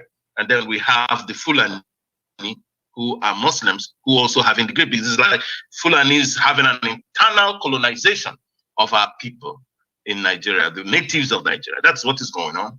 And it's helped and aided by the British. How should our people understand this? Is it something that is surmountable? Is it something that we hope for the best? My sister, Oziome, to please speak to this so that our people can hear your wonderful voice again regarding our struggle against religious belief, which is actually powering this stuff, and the power of imperialism coming from the West, which is, it goes for resources that people have in their land, which is why the oil in our land today is not controlled by us. It's a fact. We have Shell that is owned by the British and the Dutch. We have Agip owned by the Italians. We have Elf owned by the French. We have Schlumberger actually there, even though it says oil servicing company, but it's there. It's owned by the Germans And we have Mobil, owned by the Americans, and we have Chevron, owned by the Americans. These are oil companies, taking the great wealth of that country, that is Nigeria, that artificially created country, and denying the indigenes of the land who own the wealth, their wealth, and they're living in poverty and want. And this wealth is a large quantity of it is going to the West, and they are now using the Fulanese to rule the rest of the people and subjugate them onto political servitude. My dear sister Oziomeme, if you can comment on this, if you're online, if there is connection, we'd like you to speak on it. Yeah. If not, I will come back to you as we go to Mazi Kenna, our own another able veteran and a pillar of the Biafran restoration movement. Mazi Kenna, this is Ahiala Declaration. How do you see this, an event that 50 years after we're still having the same problem? What do we do? What is the hope? These things, I believe, and they're supposed to be taught in schools, and they're supposed to, so that our people can be conscious enough of it, because we're not conscious of what is going on. That this doesn't start today. Fulani people didn't just show up, but this is giving an air to the background of how they came. They came for conquest, and that coming has been from 641 AD. Yeah, thank you very much. I hope I'm coming out clear. Sometimes my are you hearing me, please? Yes, you're very okay. Clear. Thank you. I have sometimes I get some technical issues here. Yes, my brother, you've explained it quite a bit and very, very concise. So as Mazi Ahmeflo and a veteran too. The Ahara Declaration is a very wonderful document. In fact, that should be really the Bible we should follow in what we're doing. It was a very written, concise, with so much intelligence. And it's not even addressing just the Biafra movement; it's addressing the whole movement in Africa and also how the other world view Africans. Which is fast changing actually. I will really suggest that every person who is agitating for Biafra, or even people who are not even to read this document, it's available. You can Google it, and it's available everywhere. It's very concise and deep.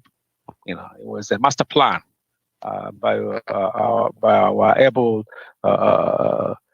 leader. I mean, there's no man that has championed the Biafran cause like him.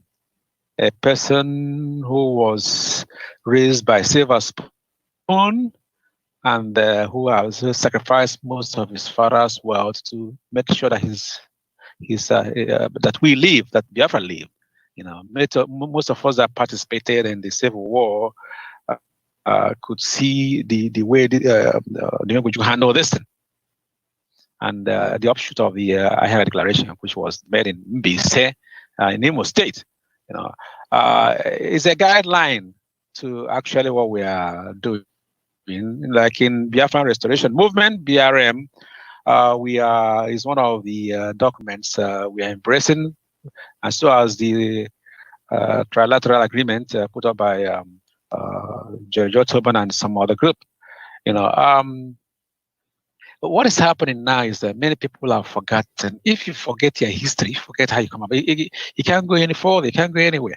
The Fulanis are emboldened because they're taught that things will be the same. That things will be the way it is. Some of them, they haven't even studied history. Some of them even know Biafra has been more than 5,000 years old. It's even way old before even most of their great grandfather were born. They can go to the history and go and search the maps. Part of Biafra has been there way back. That was why Chief Opigo, brought that name. A principle of I think it's one school in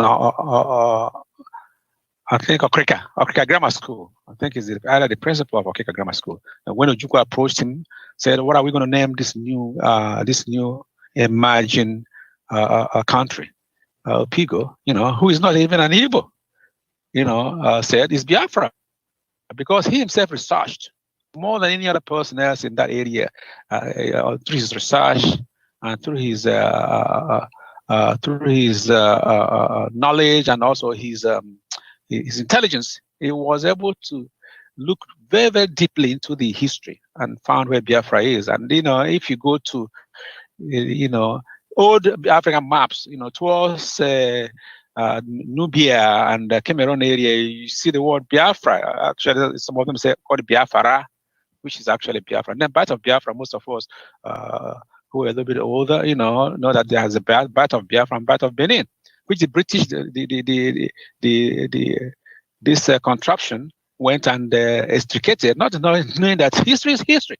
You can delete it, but it's still there in the archives, in the British archives, in the Portuguese archives. Because most of all the stuff, all the names and all the some of stuff that happened in that coastal areas were done by the Portuguese, because they started the first invention. When the British came, they came to steal people for enslavement. Anyway, so the Fulanis are very, very emboldened, thinking that what happened in 1967 to 70 is going to happen again. They're dreaming, Most of the countries that supported them, Nigeria, because this was a war fought by so many people, so many countries, with Britain championing it, Russia, Burma, even Burma sent soldiers, Slovakia, which is a Czech Republic, Poland, most of all these countries, participated in helping, Nigeria, even Ghana, helping Nigeria, Germany, So they're thinking that this is, Myanmar, which is Burma, they are thinking that this is going to happen again. U.S. was involved with the Vietnam War.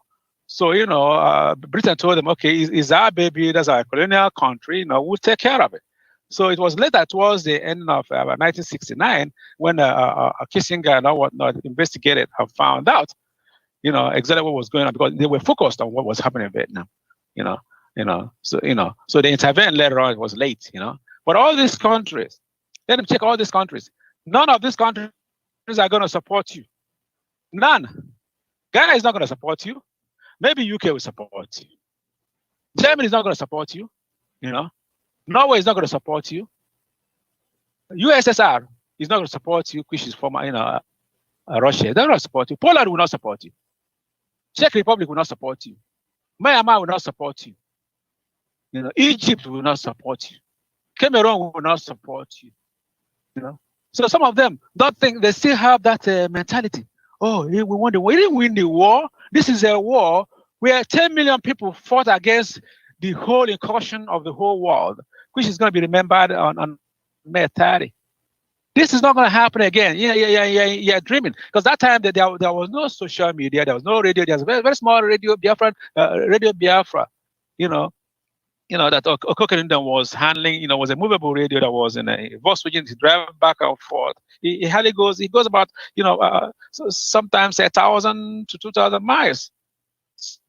So the world didn't even know. So the world was blackened, during the war. They didn't know that, So when other countries start realizing, even French were supporting them initially, Israel supported them initially, but when they realized and saw what, start having the information, because they were deceived, they were deceived by what was coming out from the information, all the wrong information, coming out from the zoo, from the Nigerian side.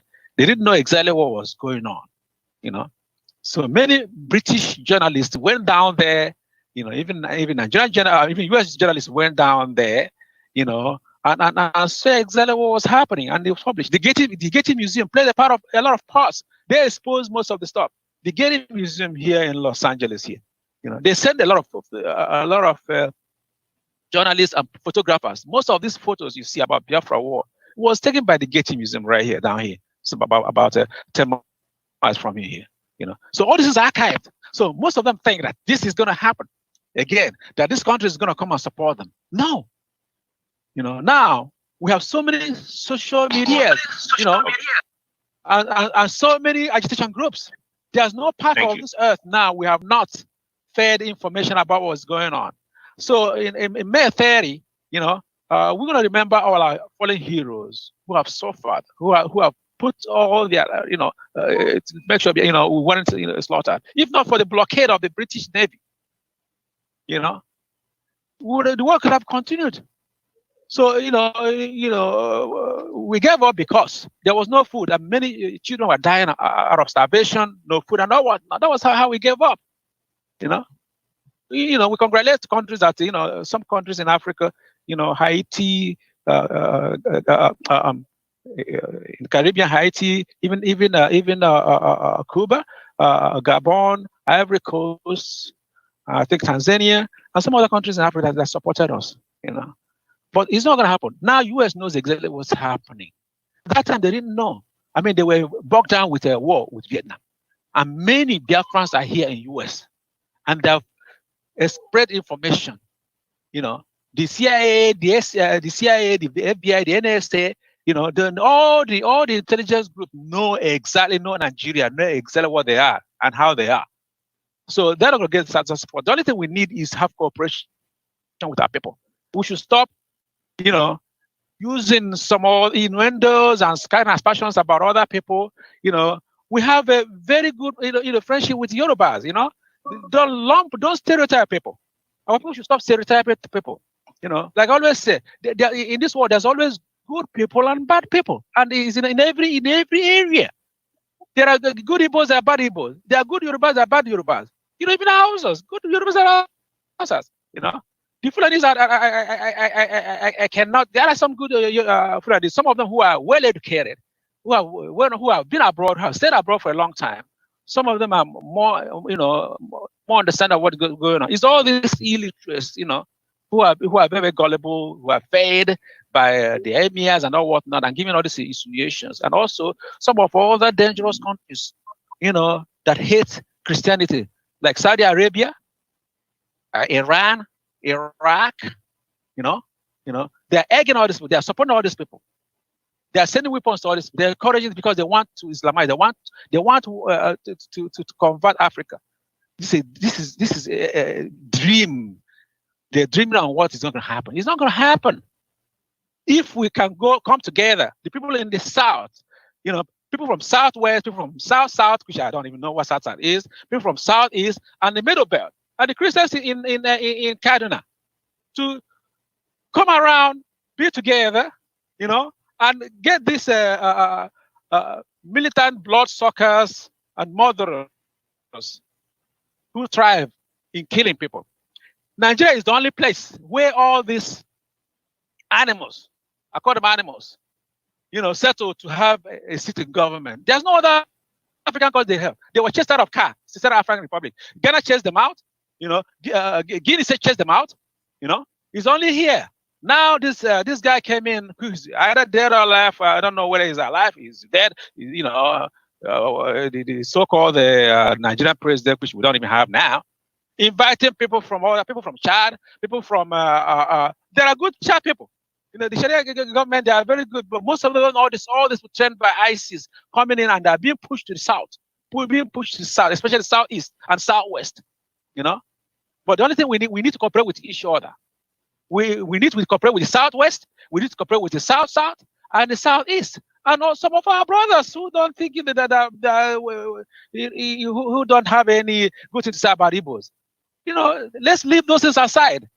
When this is restored, anybody can have and do whatever he wants. When Biafra is restored, any area entity who wants out can leave. Anyone that wants in can stay. Or let's get and have information that is going to make us unite. We have to unite with the Southwest. There's very, very good, powerful people there. We should stop calling names. All these names we're using against Yoruba. It's not good. That's not the way to work with people. We should unite with the Middle Belt. Yes, most of them we are most of the foot soldiers during the Nigerian war that killed most of us. But let's unite with them now. Most of them are Christians, and that have realized. So this is the only way we can enhance and make sure that we get restored. Then Africa will. The wealth and the knowledge and the technology of Africa. There are so many areas in Africa, but they want leading countries to come up, and Biafra is going to be that emerging country that's coming.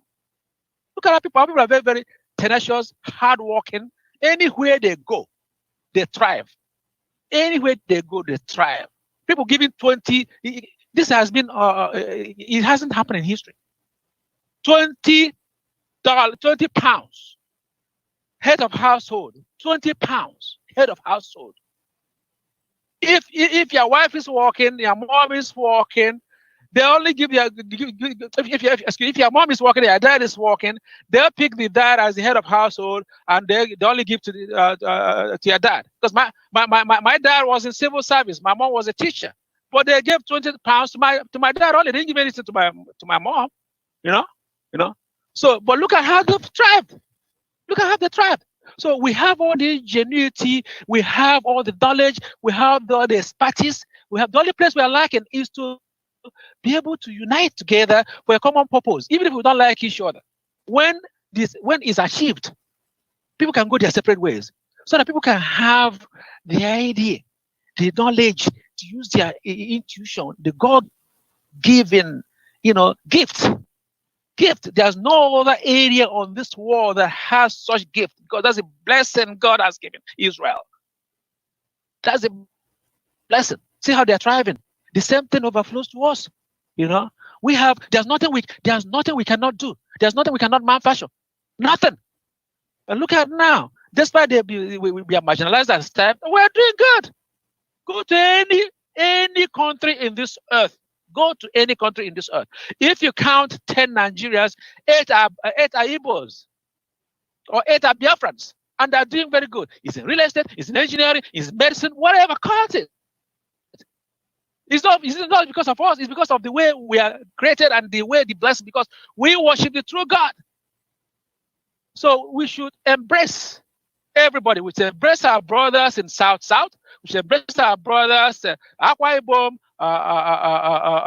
rivers, all this useless name they gave all this, Cross River, Delta, the Bayelsa, the Edos, the Benins, the Yorubas. We should embrace our brothers. Let's unite. Get people in the Kaduna, the ones in Middle Belt. Once we get that freedom, you can separate. Russia is separated. How many countries emerged from Russia? From the dust of USSR, from the dust of USSR, emerged about 10 countries, which are doing very, very well. People say landlocked. Landlocked my foot. There's so many countries that are landlocked that are doing very, very good. And tell you what, in the next 30 years, oil will be useless. See what happened just about a month ago. The oil went to minus $40 per barrel. Minus. It went down from 20, then to 0. Then in the parallel market here in the US, the oil went minus $40 per barrel. So people who are jubilating, because oil is in my land, okay, we don't want to align with you because we have oil. Oil will be useless.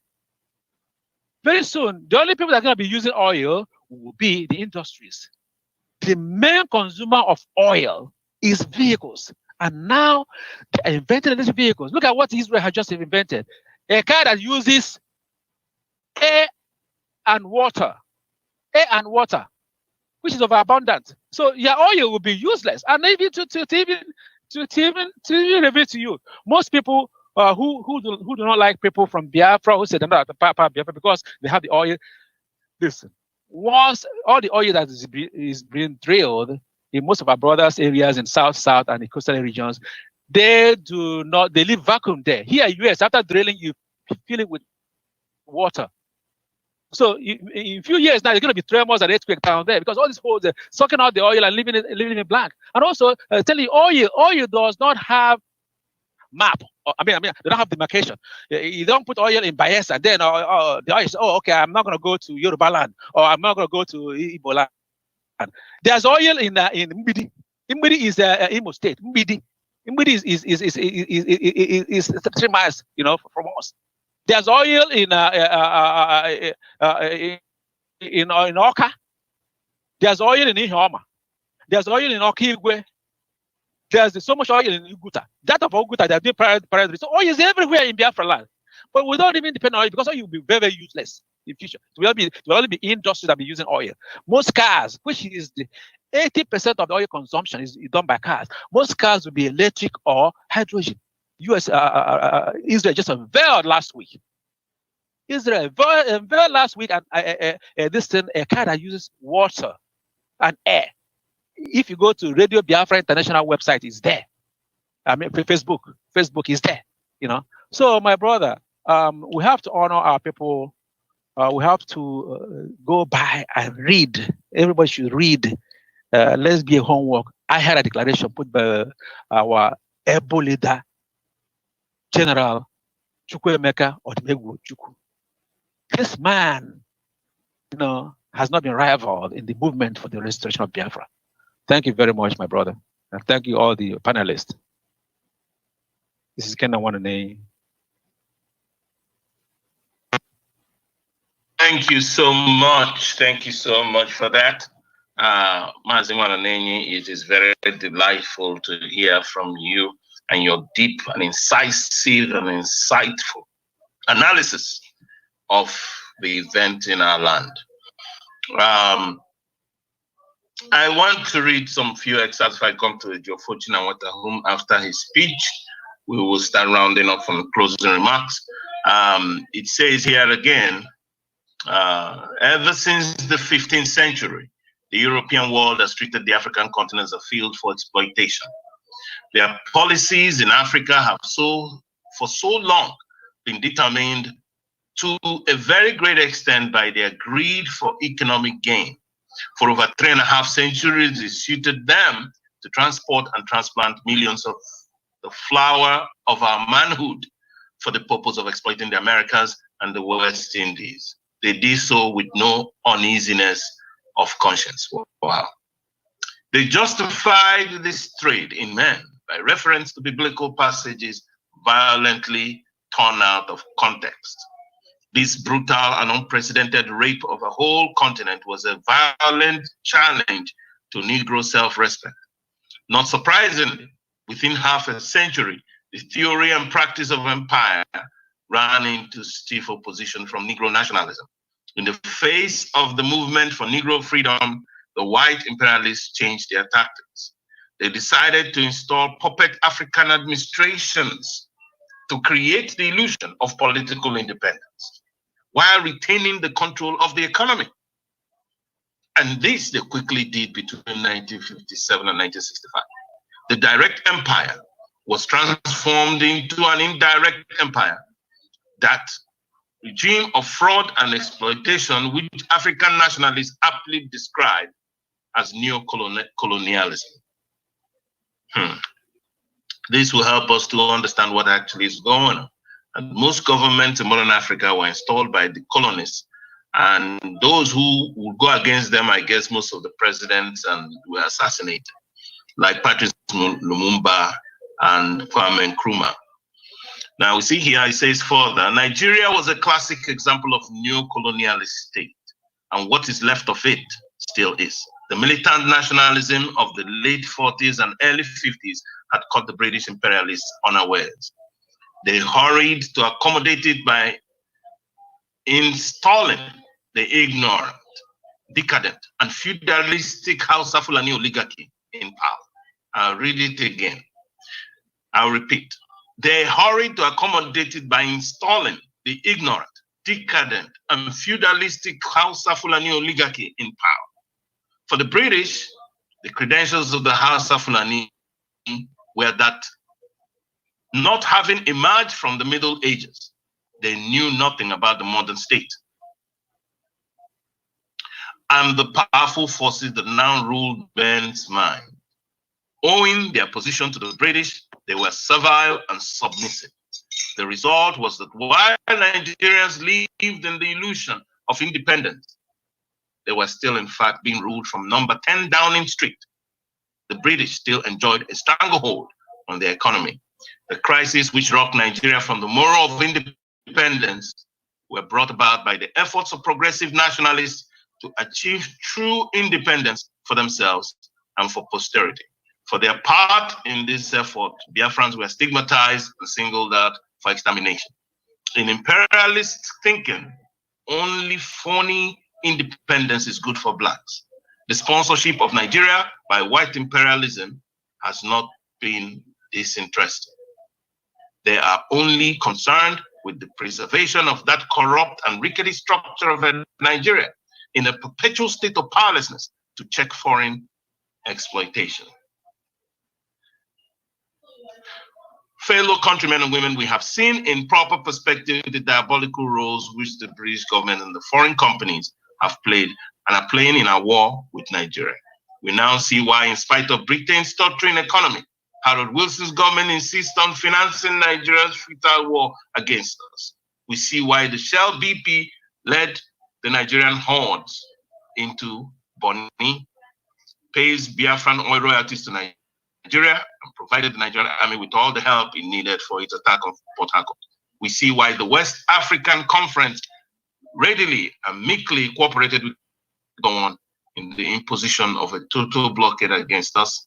We see why the oil and trading companies in Nigeria still finance this war and why they risk the life and limb of their staff in the war zones. Okay. Mazi Ejiofor, please, can you give us a rounding up on your closing remark after your comments on the struggle against imperialism, imperialistic forces coming from the British, and we have now from the Arab world, basically, whom the Fulani represent in Nigeria. Yeah, thank you so much, my brother. Hello. Thank you for a work well done. Biafrans are proud of you, and you are doing a wonderful work for your country. You see, the thing is that this did not start today. We believe and we know that we had what we call the Third World War. That's basically what we call the Nigerian Civil War. There is nothing civil about the war. It was a Third World War. And the world is ashamed of calling it what it is, simply because it is not of European making. It's Africans. And because it's Africans, they fail to recognize it for what it is. But we Biafrans know it was a Third World War. It was a Third World War because not only the northern Nigeria, but the rest of the tribes in between, Arab League, the British Empire itself, and apart from the British government, Russia. This is the very first time in history where you have capitalists and communists coming together for one objective, to kill Biafrans. And we still have our so-called educated people who can not basically speak and say exactly what it is that we have endured. It is a Third World War, and we know it was a Third World War. Because even in our own village, man, when you have two people fighting and the other one, somebody come to help the other one, you know that the person that you are going to be helping is usually the one that is losing. I don't see anyone helping somebody who is already winning. So if Nigeria think that they defeated Biafrans, I wonder how come all those help came from all over the world to help Nigeria. But that is beside the point.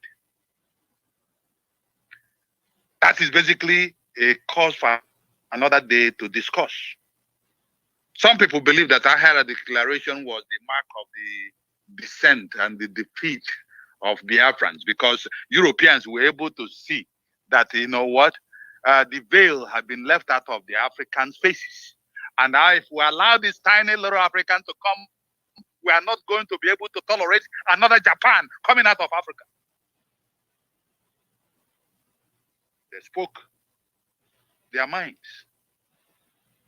and their action spoke louder than their words. Harold Wilson then was not even concerned about how many Biafrans were killed. He was willing to sacrifice the life of monkeys in jungle Africa. Who cares? Kill all of them. All I want is oil. I am not perturbed by these things. I'm not perturbed by what has happened. I am only concerned about the present, because history is history. The Bible says, God, Jesus Christ told somebody, let the dead bury its dead, but just now follow me. So let us leave history where the history is. In due time and in due course, we will revisit and attest to what has happened and how we got to where we got. Right now, we have a very big problem in our hands.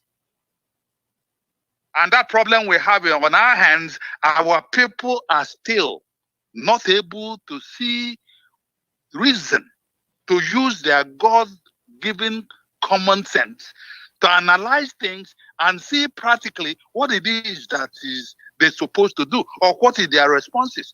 That is where I have problem. That is what is keeping me awake at night. That is what I can't understand. Why somebody that will call himself the son of the soil, somebody who will call himself the leader of a youth council, by name Kennedy, or I don't know, whatever his last name is, will make some stupid utterances about his own self, thinking that you are castigating Biafrans, or you're castigating Yorubas. Are you castigating everyone because you know why? I am a proud Ijo.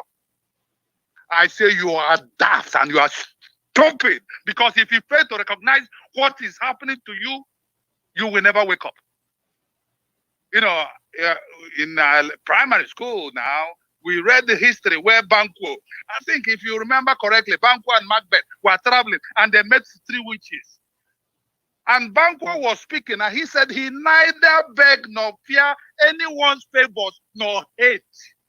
Our people need to wake up and understand what is at hand and what the problem is, and decide to do something about the problem. It has nothing to do with Yoruba.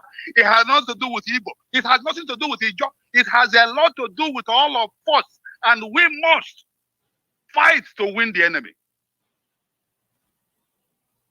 You can castigate Igbos and castigate Biafrans all you want. Your name is still Igbo man, and your name is still Chukuma or something. This idiot that doesn't even understand himself was actually speaking from his anus. Doesn't know what he's talking about. Now I'm sick and tired of trying to tell somebody that this is who you are or what you are. You cannot run away from what you are. We have to be serious about this movement.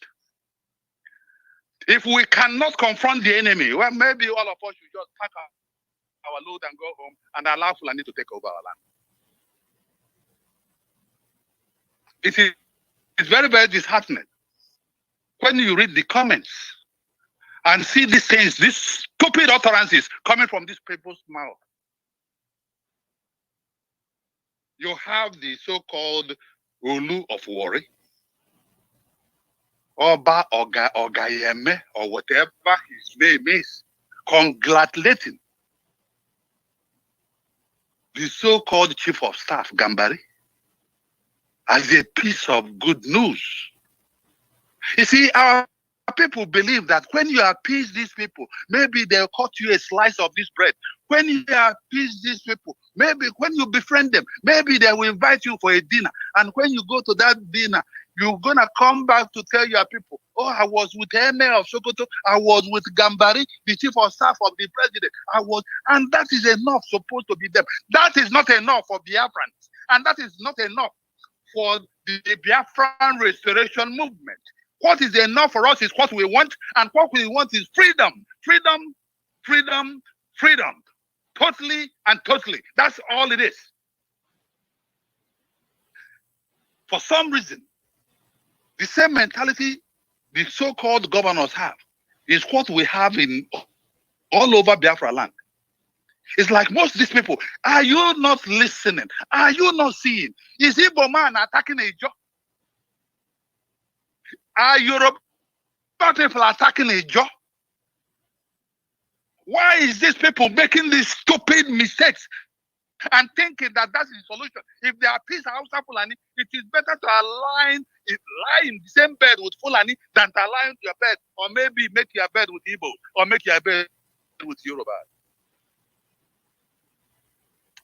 If when we say Nagwan and Africa, man, because what we have ended up doing is that our people have been deceived. Our people has actually been brainwashed. Some bridge have been sold to them, a bridge that goes nowhere. And they bought it completely.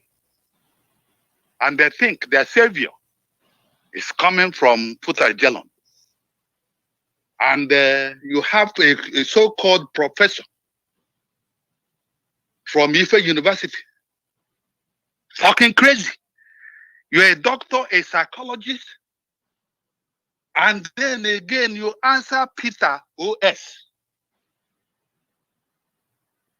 And you are speaking, chastising people you have not examined. I think professionally, you owe it to yourself and even to your profession to examine somebody before you can make a qualified argument, or maybe a qualified assessment, or qualified, maybe, what will I call it? A comment that is worthy of listening to. But the so-called Peter O.S. is going to tell you, yeah, this person is delusional. This person is full of anger. Now I hold no brief for anyone. I hold no brief for nobody but Biafra. I am a Biafran, and I'm not ashamed of saying that. Like Banco, as I've said, we neither beg nor fear anyone's favors nor hate. We call it the way it is. If I'm full of anger, if anyone is full of anger, if Nnamdi Kanu is even full of anger, he's speaking the truth, and you cannot deny that. But you can't, because you don't have what they call the testicular fortitude to speak up so that Hausa Fulani will.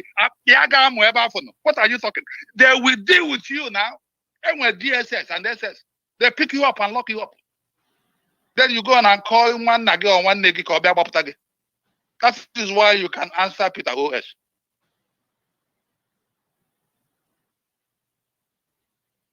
It is amazing. We are actually lamenting what British government is doing to us. We are lamenting and crying, oh, what Fulani is doing to us.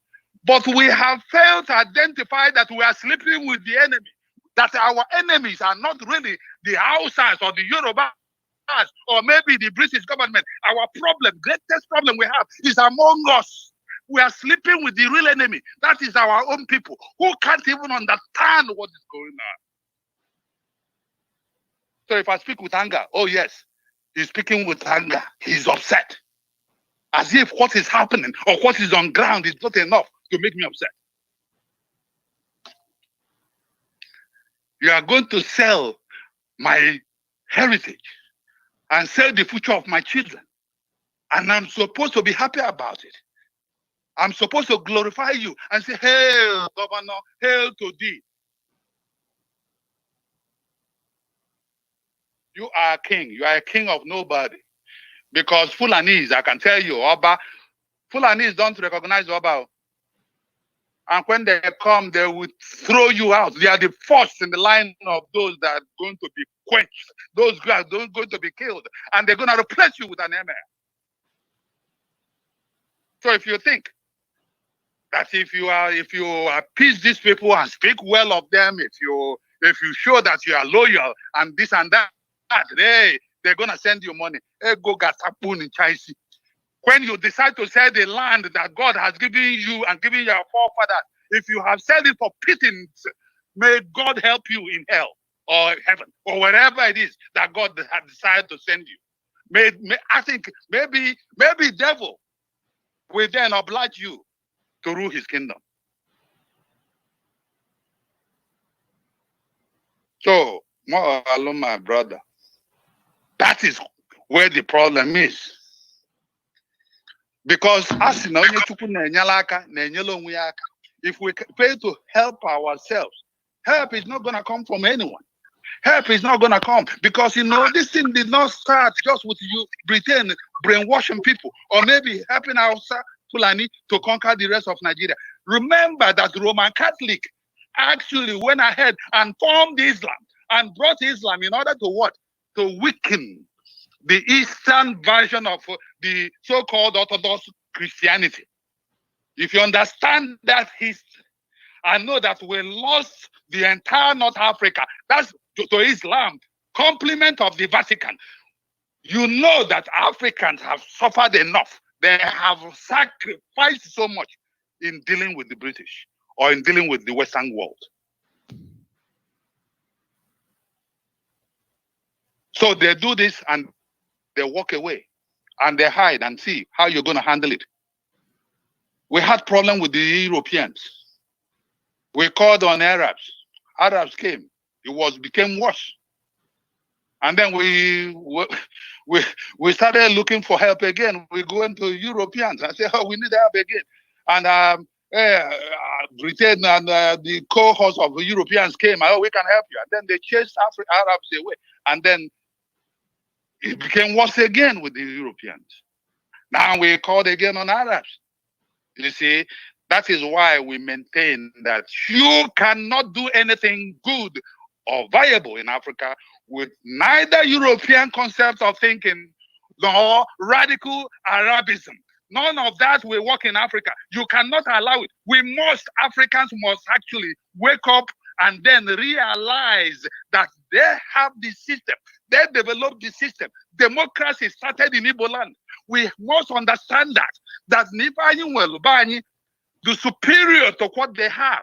And we must understand that nobody's going to help us but ourselves, but our people. If you continue to sleep and continue to sell one another and deny your own heritage, then you see that the problem is within. The problem is actually within.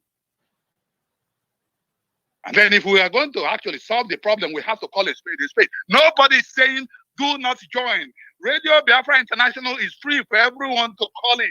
Radio Biafra International has spoken over and over. We welcome everyone. As a matter of fact, Biafra Restoration Movement the name was picked from the so-called South-South.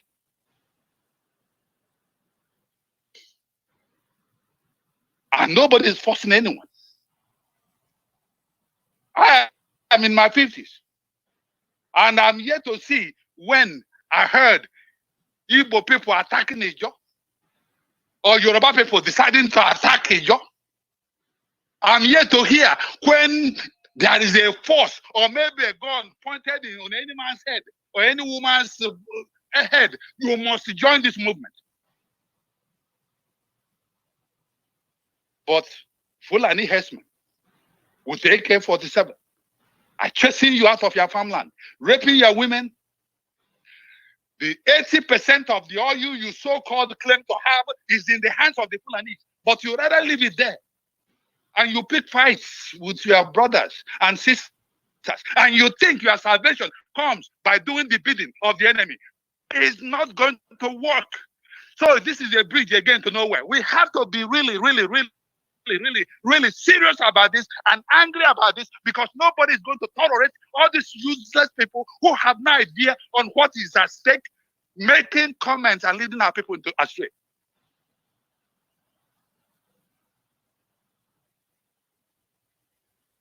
Yoruba doesn't attack Igbos. Igbos don't attack Yoruba. Middle Belt don't even care if you are Igbo or Yoruba.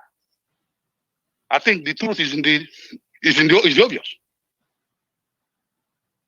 And yet, we have within our midst people who cook all these things and basically fool our people into thinking we have divisions. You're not going to force me to belong to this. You're not going to force me to belong to that.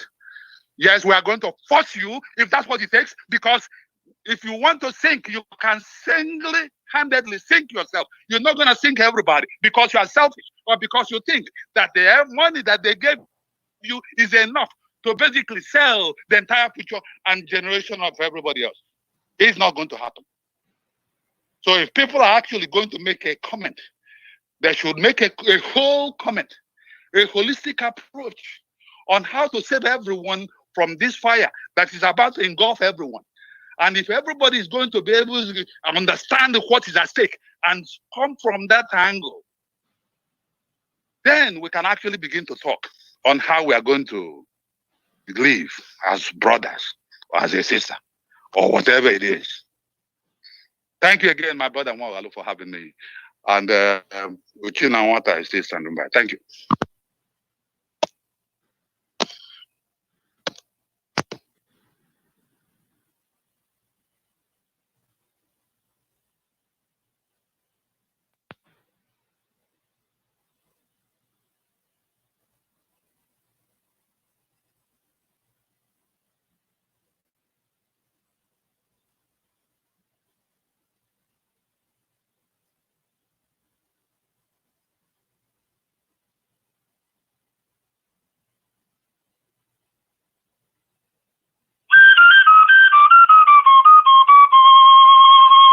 Radio Biafra International, empowering the people.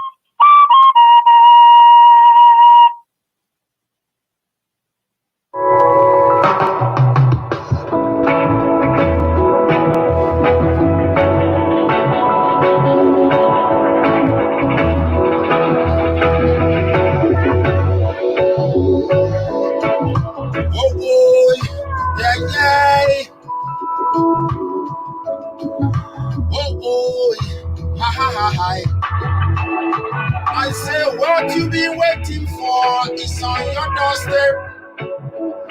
I say what you been waiting for in your house. 30th of May. 30th of May. 30th of May. You prove yourself in your land, yo. I say, dear friends.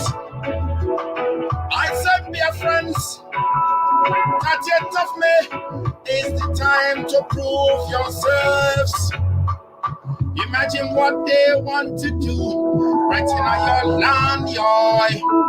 Sometime I wonder what you've been waiting for. I could stand by and watch them iniquity take over your land. You better gonna rise and defend your land. Your friend rise and defend your land. Your friend should rise and protect your land on the 30th of May. You better rise and think against the height. You better rise, not back against the wall. Walk up on the height, walk up on the corner and defend your land. Hey! I said them approaching your place and left and right in that center. They wanna take you for us again and destroy your lives. You know one thing I want to say, make sure you don't fool yourself again. Don't let no one do it for you. Cannot no one will do it for you. Only you, your friends, sons and daughters and warriors will rise. Only Biafran kings and queens will rise again. Hey, you not imagine what they want to do with all your lands and life. If you want to waste your time to mess around, on the 30th of May, on the 30th of May is the only time you want to prove yourself and before the nations of the world. 30th of May, observation, 30th of May is the day you remember the heroes and the warriors, sons and daughters, mothers and fathers, children of Biafra, Kwashoko people. Hey, hey, 6 being killed. We continue on a 6 million dead. We continue on. Only 30th of May, you prove to the world that you are able. Hey, on the 30th of May, you prove to the world that you are able. Don't let no one collect the money from all them traitors. Come and cause you to lean on. Come and cause you to go astray. On the 30th of May, the 30th of May. 30th of May is the day you prove yourself. The whole world watching, whole world listening, the whole world waiting for Biafran warriors to rise again. The whole world waiting for Biafran warriors to rise again. Hey. And I wanna know what you're waiting for. And I want to know what you're sitting for. And I want to know why you're back against the wall and I'm waiting. Hey, on the 30th of May. On 30th of May. 30th of May is the day you prove yourselves. On 30th of May is the day you prove yourselves. Biafrans.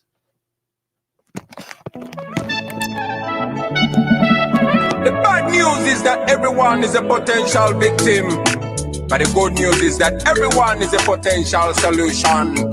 Sensitize the masses to sanitize, keep a social distance and quarantine.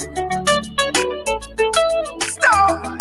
The coronavirus is sweeping over mankind. Everybody must be alert. It's a global pandemic we can never take for granted. Kila mtu must be alert. It's a matter of life we can never take for granted.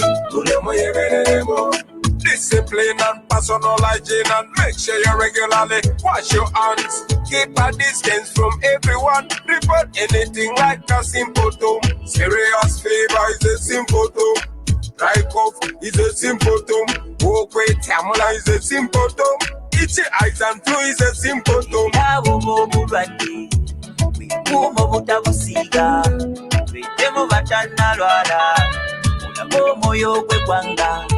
Labira kunitale abasinga bafudde okuwebala kisinga kokujajaba. The coronavirus is sweeping over mankind. Everybody must be alert. It's a global pandemic we can never take for granted. Omulwadde wa corona temumuzanyisa bange. Kila muntu must be alert. It's a matter of life we can never take for granted. The coronavirus is sweeping over mankind. Everybody must be alert.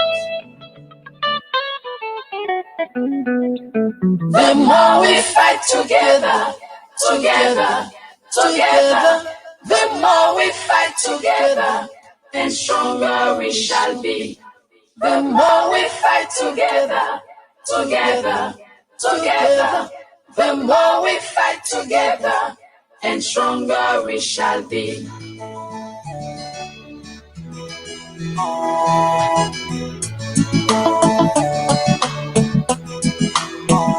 Rising soul, rising soul.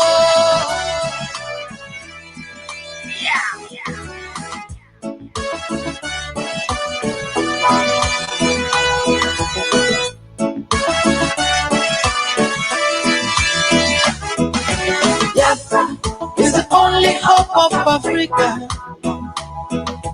Biafra is the only hope of Africa. Believe it or leave it, Biafra is the only hope of Africa. We've been crying, the world cannot hear. And we've been lamenting, the world cannot hear. Our tears flow, the world cannot see. And our blood flow, the world cannot see. This is a cry, oh no, against humanity. Oh no, yeah, this is a crime. Eritrea spoke out, they were given independence. South Sudan spoke, they were given independence. Namibia spoke, they were given independence. Give me the reason my people got to be neglected. Give me the reason my people got to be rejected. Give me the reason our freedom got to be a crime. Give me the reason our own freedom got to be denied. Hey, Biafra is the only hope of Africa. I tell you what, Biafra is the only hope of Africa. Hey, Biafra is the only hope of Africa. Believe it or leave it. Oh no. Whoa.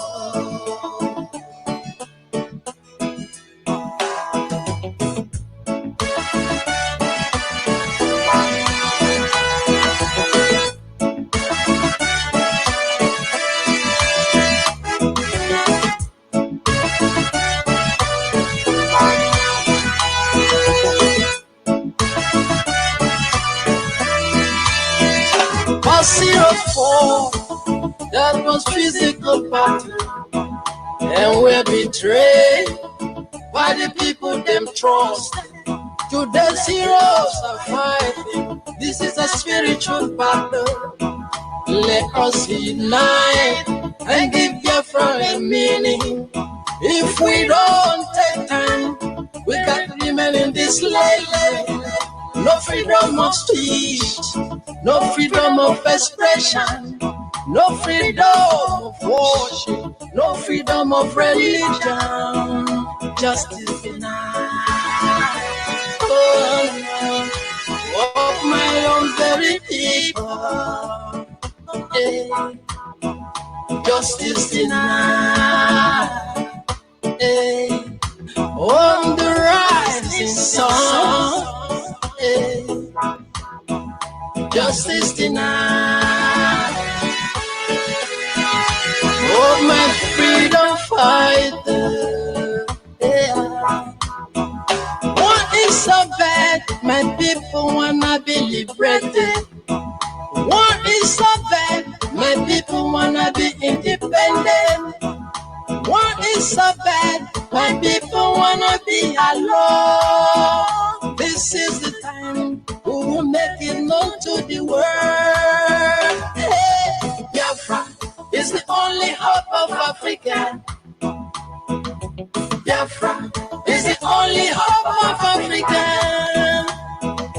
Biafra is the only hope of Africa. I tell you what, Biafra is the only hope of Africa. Hospitality, positive, education, positive, economic, positive, hospitality. I tell you what, positive. Biafra is the only hope of Africa. Biafra is the only hope of Africans. I tell you what, Biafra is the only hope of Africa. Hey, Biafra is the only hope of Africa. My people will cry. Biafrans will cry. My people are suffering. Oh, Biafrans are crying.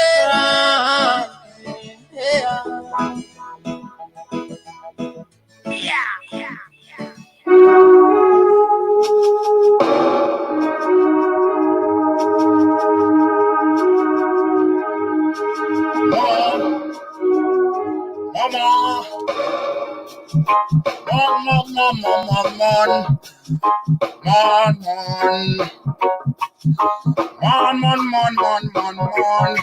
Our people are crying.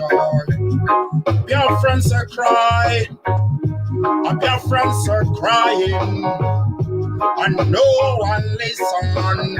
I say no one listen. We wailing from our land. Hey, we crying long ago.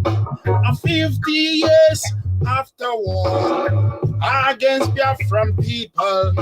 The sons and daughters of Kwashoko, the sons and daughters of Kwashoko, some of them grandfathers, injustice carrying on.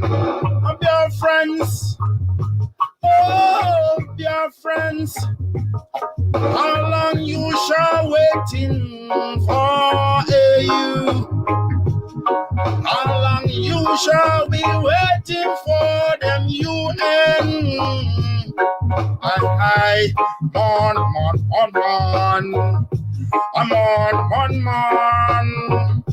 I'm on, Biafrans mourn.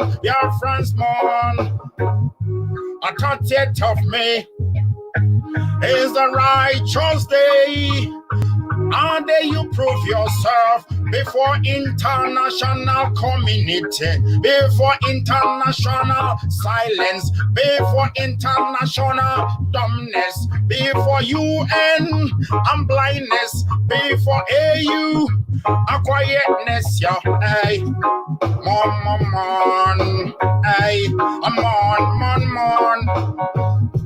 A 30th of May is the right day that you prove yourselves. Zulu say, don't wait in Babylon and ways. Come never protect your land at all. I say Biafran youth and warriors, and Biafran soldiers and men and women and the scientists and the chemistry and the physicists, engineers and the farmers. We better rise and protect yourself. No one we do, no one we do it for you. Why? Mourn. Biafrans are mourn. A 30th of May, you're gonna prove yourself. You're gonna explain yourselves. You're gonna show yourselves. It says stay home and a silence and a quiet time and a reflect and I understand that Most High God, everlasting Father, Chukwokika, be my sweet you. Mourn.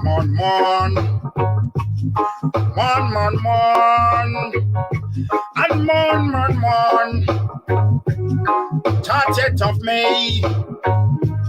Realize I say no more time to a lazy. I say no more time back against the wall. You better advance and take over the land that Jah give you.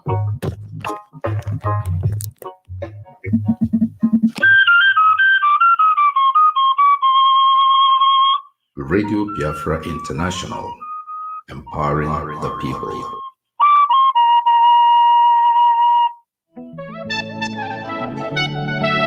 The bad news is that everyone is a potential victim, but the good news is that everyone is a potential solution. Sensitize the masses to sanitize, keep a social distance and quarantine. Stop!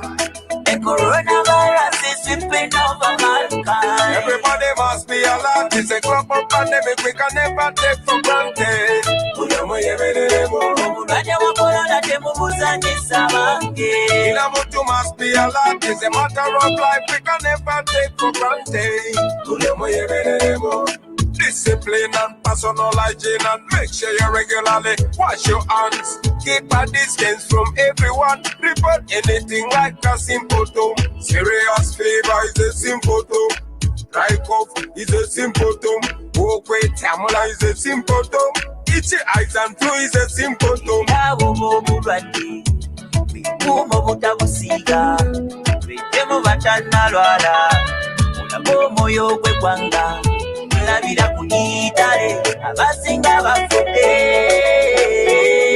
Okuwewala Kisinga ko bujanjaba The coronavirus is sweeping over mankind. Everybody must be alert. It's a global pandemic we can never take for granted.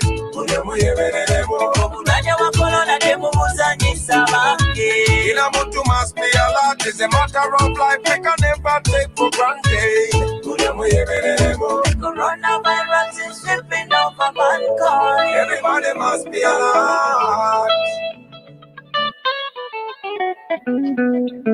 Can you hear me?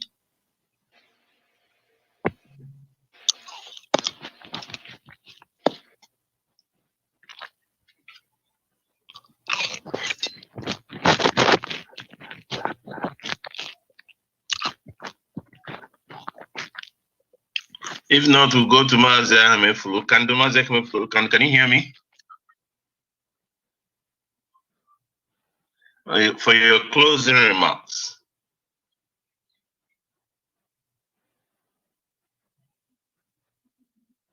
It seems we are having some connection problems. I'm hearing you. I don't know about them. Oh, okay. You can hear me. Yes, I can hear you very well. Okay. I can hear. Yeah, Mazemefulu. Yes. I wanted to give you your closing remarks, please. Oh, all right. Mazam Mogalo, thank you very much. I am so really excited. Somebody. Okay. I am really so excited about today's program. It shows the quality of people who are handling our broadcast. I'm very proud to be part of this team. God will continue to bless us. Well, to summarize our discussions today, as usual, you people all know me by now, that I have personally defined that the problem we have. Pardon? Hello? Yeah, you can go ahead. Go ahead, we can hear you. We have all defined the problem of Nigeria, and the problem of Nigeria is what? The Fulanis. So, because the Fulanis are our problem, they have planted seed of discord amongst us for centuries. Now that we have realized ourselves, it is time for us to say no to them. We in diaspora are going to work with other groups to be able to work with the homeland so that we can start having thoughts together, because time is of the essence now. Delay is dangerous because Gambari, who is now going to be the chief of staff, as usual, I don't have faith in him. And you all have seen his records. His records are not good. So let us all work together and constantly talk about the former Eastern region. Come together with the whole of that South, Middle Belt, and some of the houses now who have now realized what is going on. Let us work as expeditiously, as amicably as possible to be able to say no to the Fulanis, because the Fulanis are all over Africa and they don't believe in Africa. They say they are not blacks. So it is time for them to be flushed out. Period. Now, regarding the Almajiris that are coming, please note that these are trained people. You heard Mazi Ochinawata talk about how they were trained already outside. We know that. So that is why they are pushing them down. Go and interview them. Most of them don't speak Hausa. So these are the Fulanis that they had talked about. The Fulani nationality movement had talked about 2-3 years ago that they are going to bring them in. And the governor of Bauchi, in one of the interviews they had about 6 months or 7 months ago, he said that the Fulanis of Africa are Nigerians. Oh, so you guys should understand what is going on. So our message from Radio Biafra International, which supports the BRM movement, will now focus, redirect our energy in bringing our people, the whole of Africa together, except the Fulanis. That's going to be my message. And as far as I'm concerned, with the influx of these Alamajuris now, the war has begun. So it is for our people to know that the war has begun. Nothing short than that. And since war has been declared on our people, it is time for our governors to wake up. If they don't wake up, let the people power take control of that. Because the federal government and the northern Sharia government, they have come together to attack the South and the Middle Belt and the rest of us who believe that Africans, blacks, have a place in this world. So that's going to be my message. Remember, war has been declared. It is declared already. Let us not have any doubt in our mind that it is true. This is the Fulani's way of doing things. They do things in a very subtle manner. They're always full of tricks. So that's my message. War has been declared on our people. It is our business in Radio Biafra International and BRM to wake them up and tell them and give them the statistics, give them the logical sense that the war has begun. So it is up to them to defend themselves and defend the land. God bless you and have a good day. Bye-bye. I'm Flokando. Thank you very much, Mazami, for that closing remarks. We'll go to our sister, Ozioma. She's there to give us her closing remarks and commentary and closing remarks, please. Yes. Thank you, Mazri Ademoral, for a very successful program today, and for all the bringing your knowledge, your history, and just educating all of us about our situation in Biafra land and in the zoo.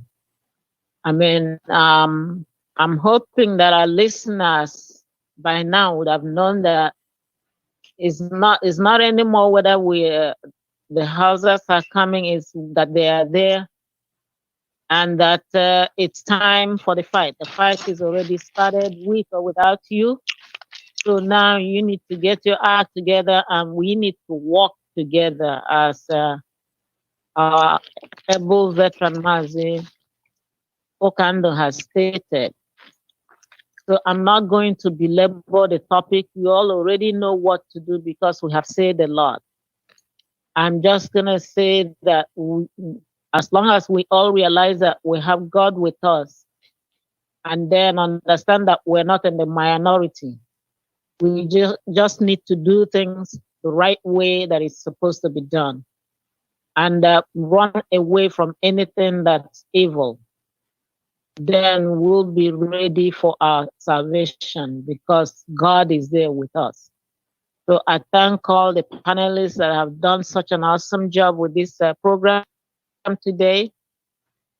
And I thank our super engineer, Mazi Anemene, who is orchestrating all the engineering and the technology, and for putting the RBI on Facebook and YouTube.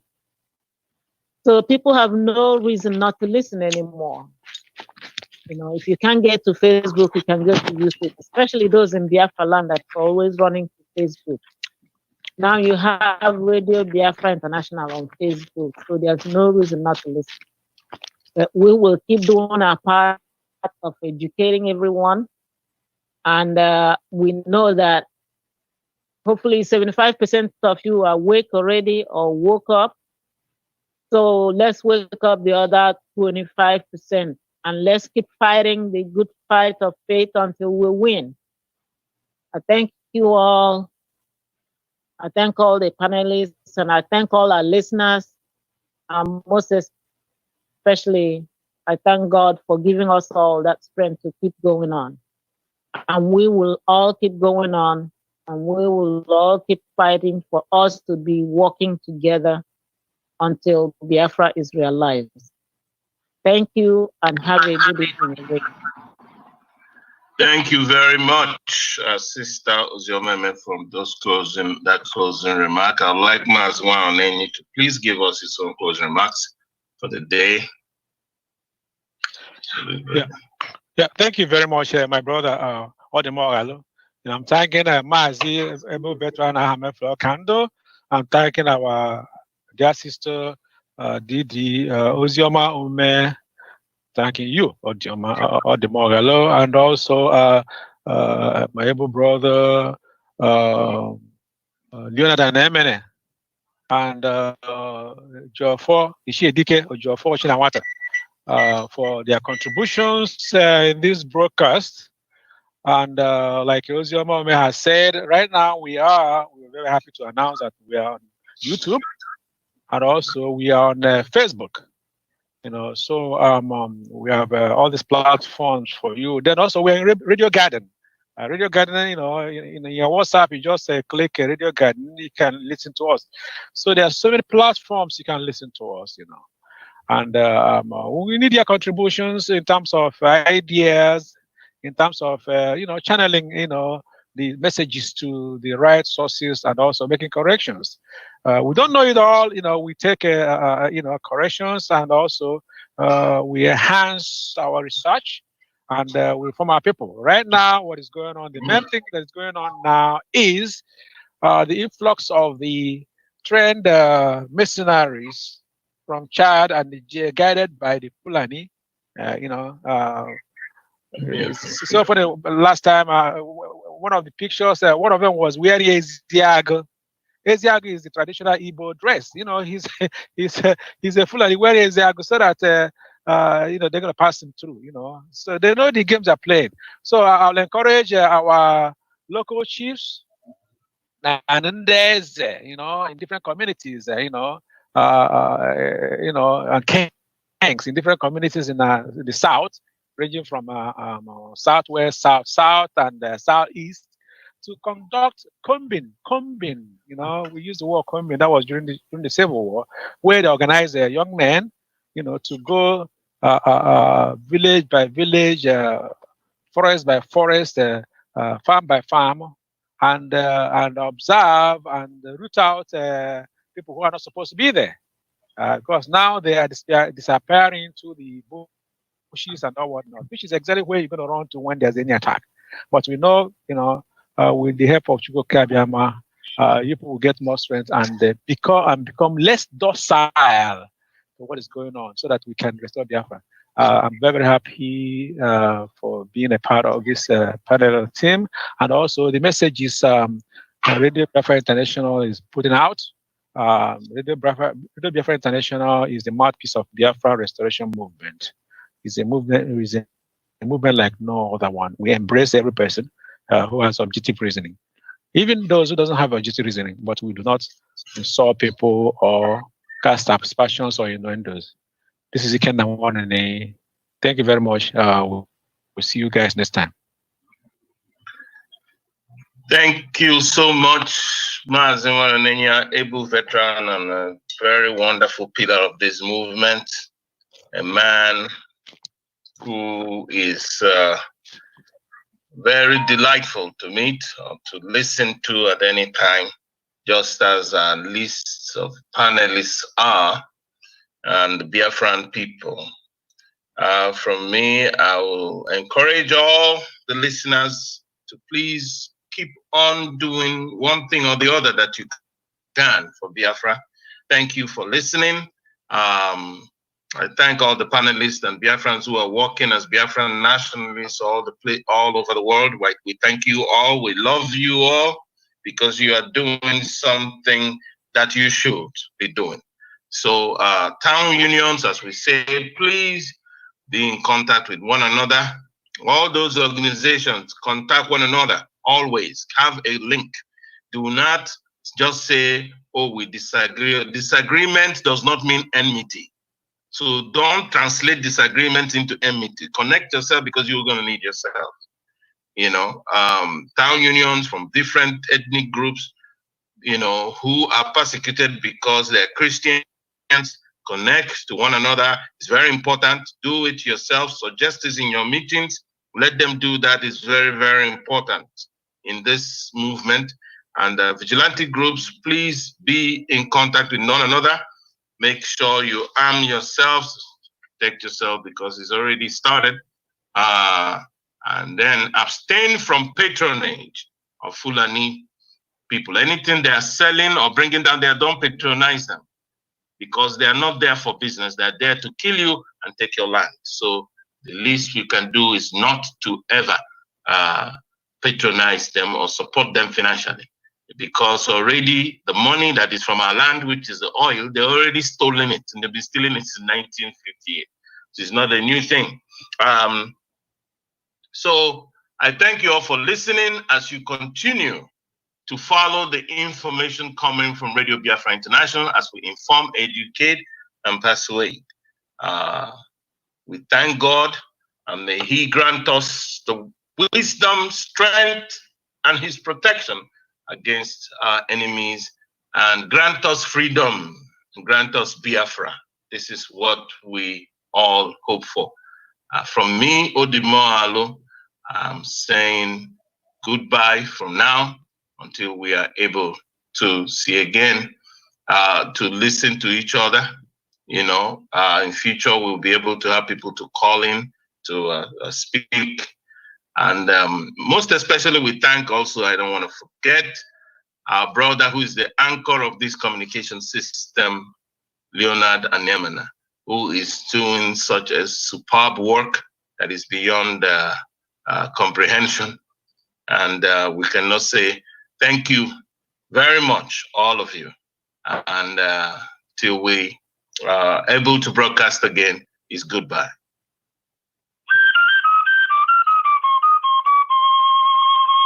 Radio Biafra International, empowering the people.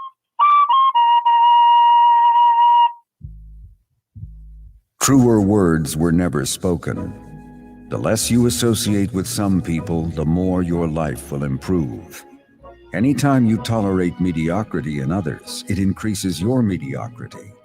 An important attribute in successful people is their impatience with negative thinking and negative acting people. As you grow, your associates will change. Some of your friends will not want you to go on. They will want you to stay where they are. Friends that don't help you climb will want you to crawl. Your friends will stretch your vision or choke your dream. Those that don't increase you will eventually decrease you. Consider this. Never receive counsel from unproductive people. Never discuss your problems with someone incapable of contributing to the solution, because those who never succeed themselves are always first to tell you how. Not everyone has a right to speak into your life. You are certain to get the worst of the bargain when you exchange ideas with the wrong person. Don't follow anyone who's not going anywhere. With some people, you spend an evening. With others, you invest it. Be careful where you stop to inquire for directions along the road of life. Wise is the person who fortifies his life with the right friendships. If you run with wolves, you will learn how to howl. But if you associate with eagles, you will learn how to soar to great heights. A mirror reflects a man's face, but what he is really like is shown by the kind of friends he chooses. The simple but true fact of life is that you become like those with whom you closely associate, for the good and the bad. Note, be not mistaken. This is applicable to family as well as friends. Yes, do love, appreciate, and be thankful for your family, for they will always be your family, no matter what. Just know that they are human first, and though they are family to you, they may be a friend to someone else and will fit somewhere in the criteria above. In prosperity, our friends know us. In adversity, we know our friends. Never make someone a priority when you are only an option for them. If you are going to achieve excellence in big things, you develop the habit in little matters. Excellence is not an exception, it is a prevailing attitude.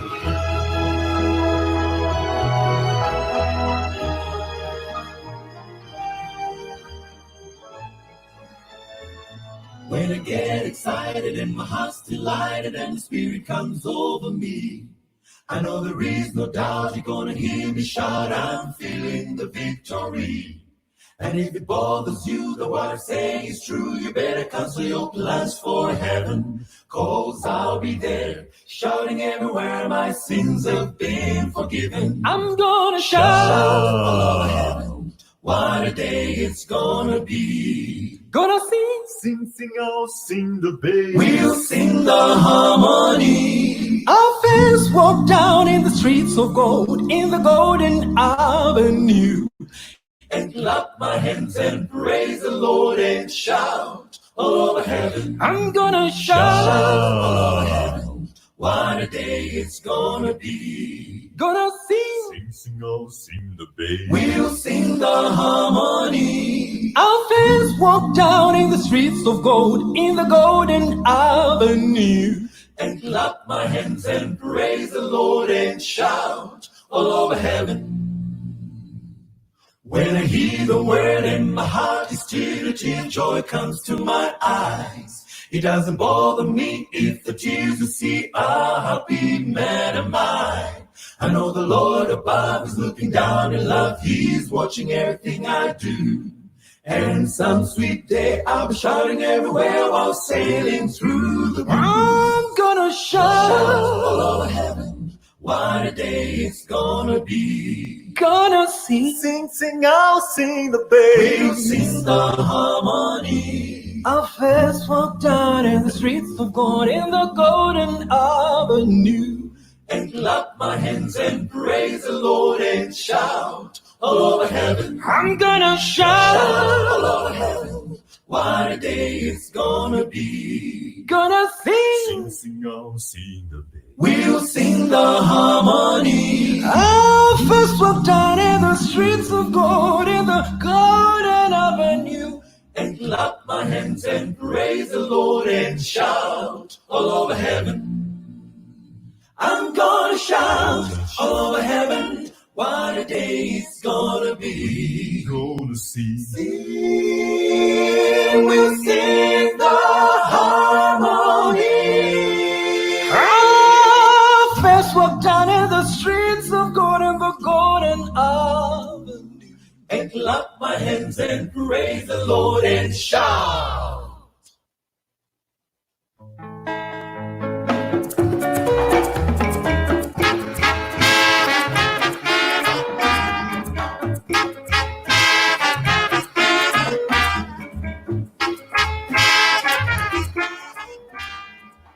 Radio Biafra is proud to launch its new mobile app. This app makes it easier for listeners to access live and repeat broadcasts at any given time. The app is available on Android and Apple stores and is free to install, so just search for Radio Biafra into all one word to get the app on your device. Radio Biafra International broadcasts are always anchored on well-researched information and not based on personalities, frivolities, and foul languages. The main objective of Radio Biafra International is to empower Biafrans and give them knowledge through professionally delivered information, education, and enlightenment towards the ultimate goal of restoration of the nation of Biafra. So don't forget, Radio Biafra into all one word. And join us during our podcasts, and you'll be glad you did.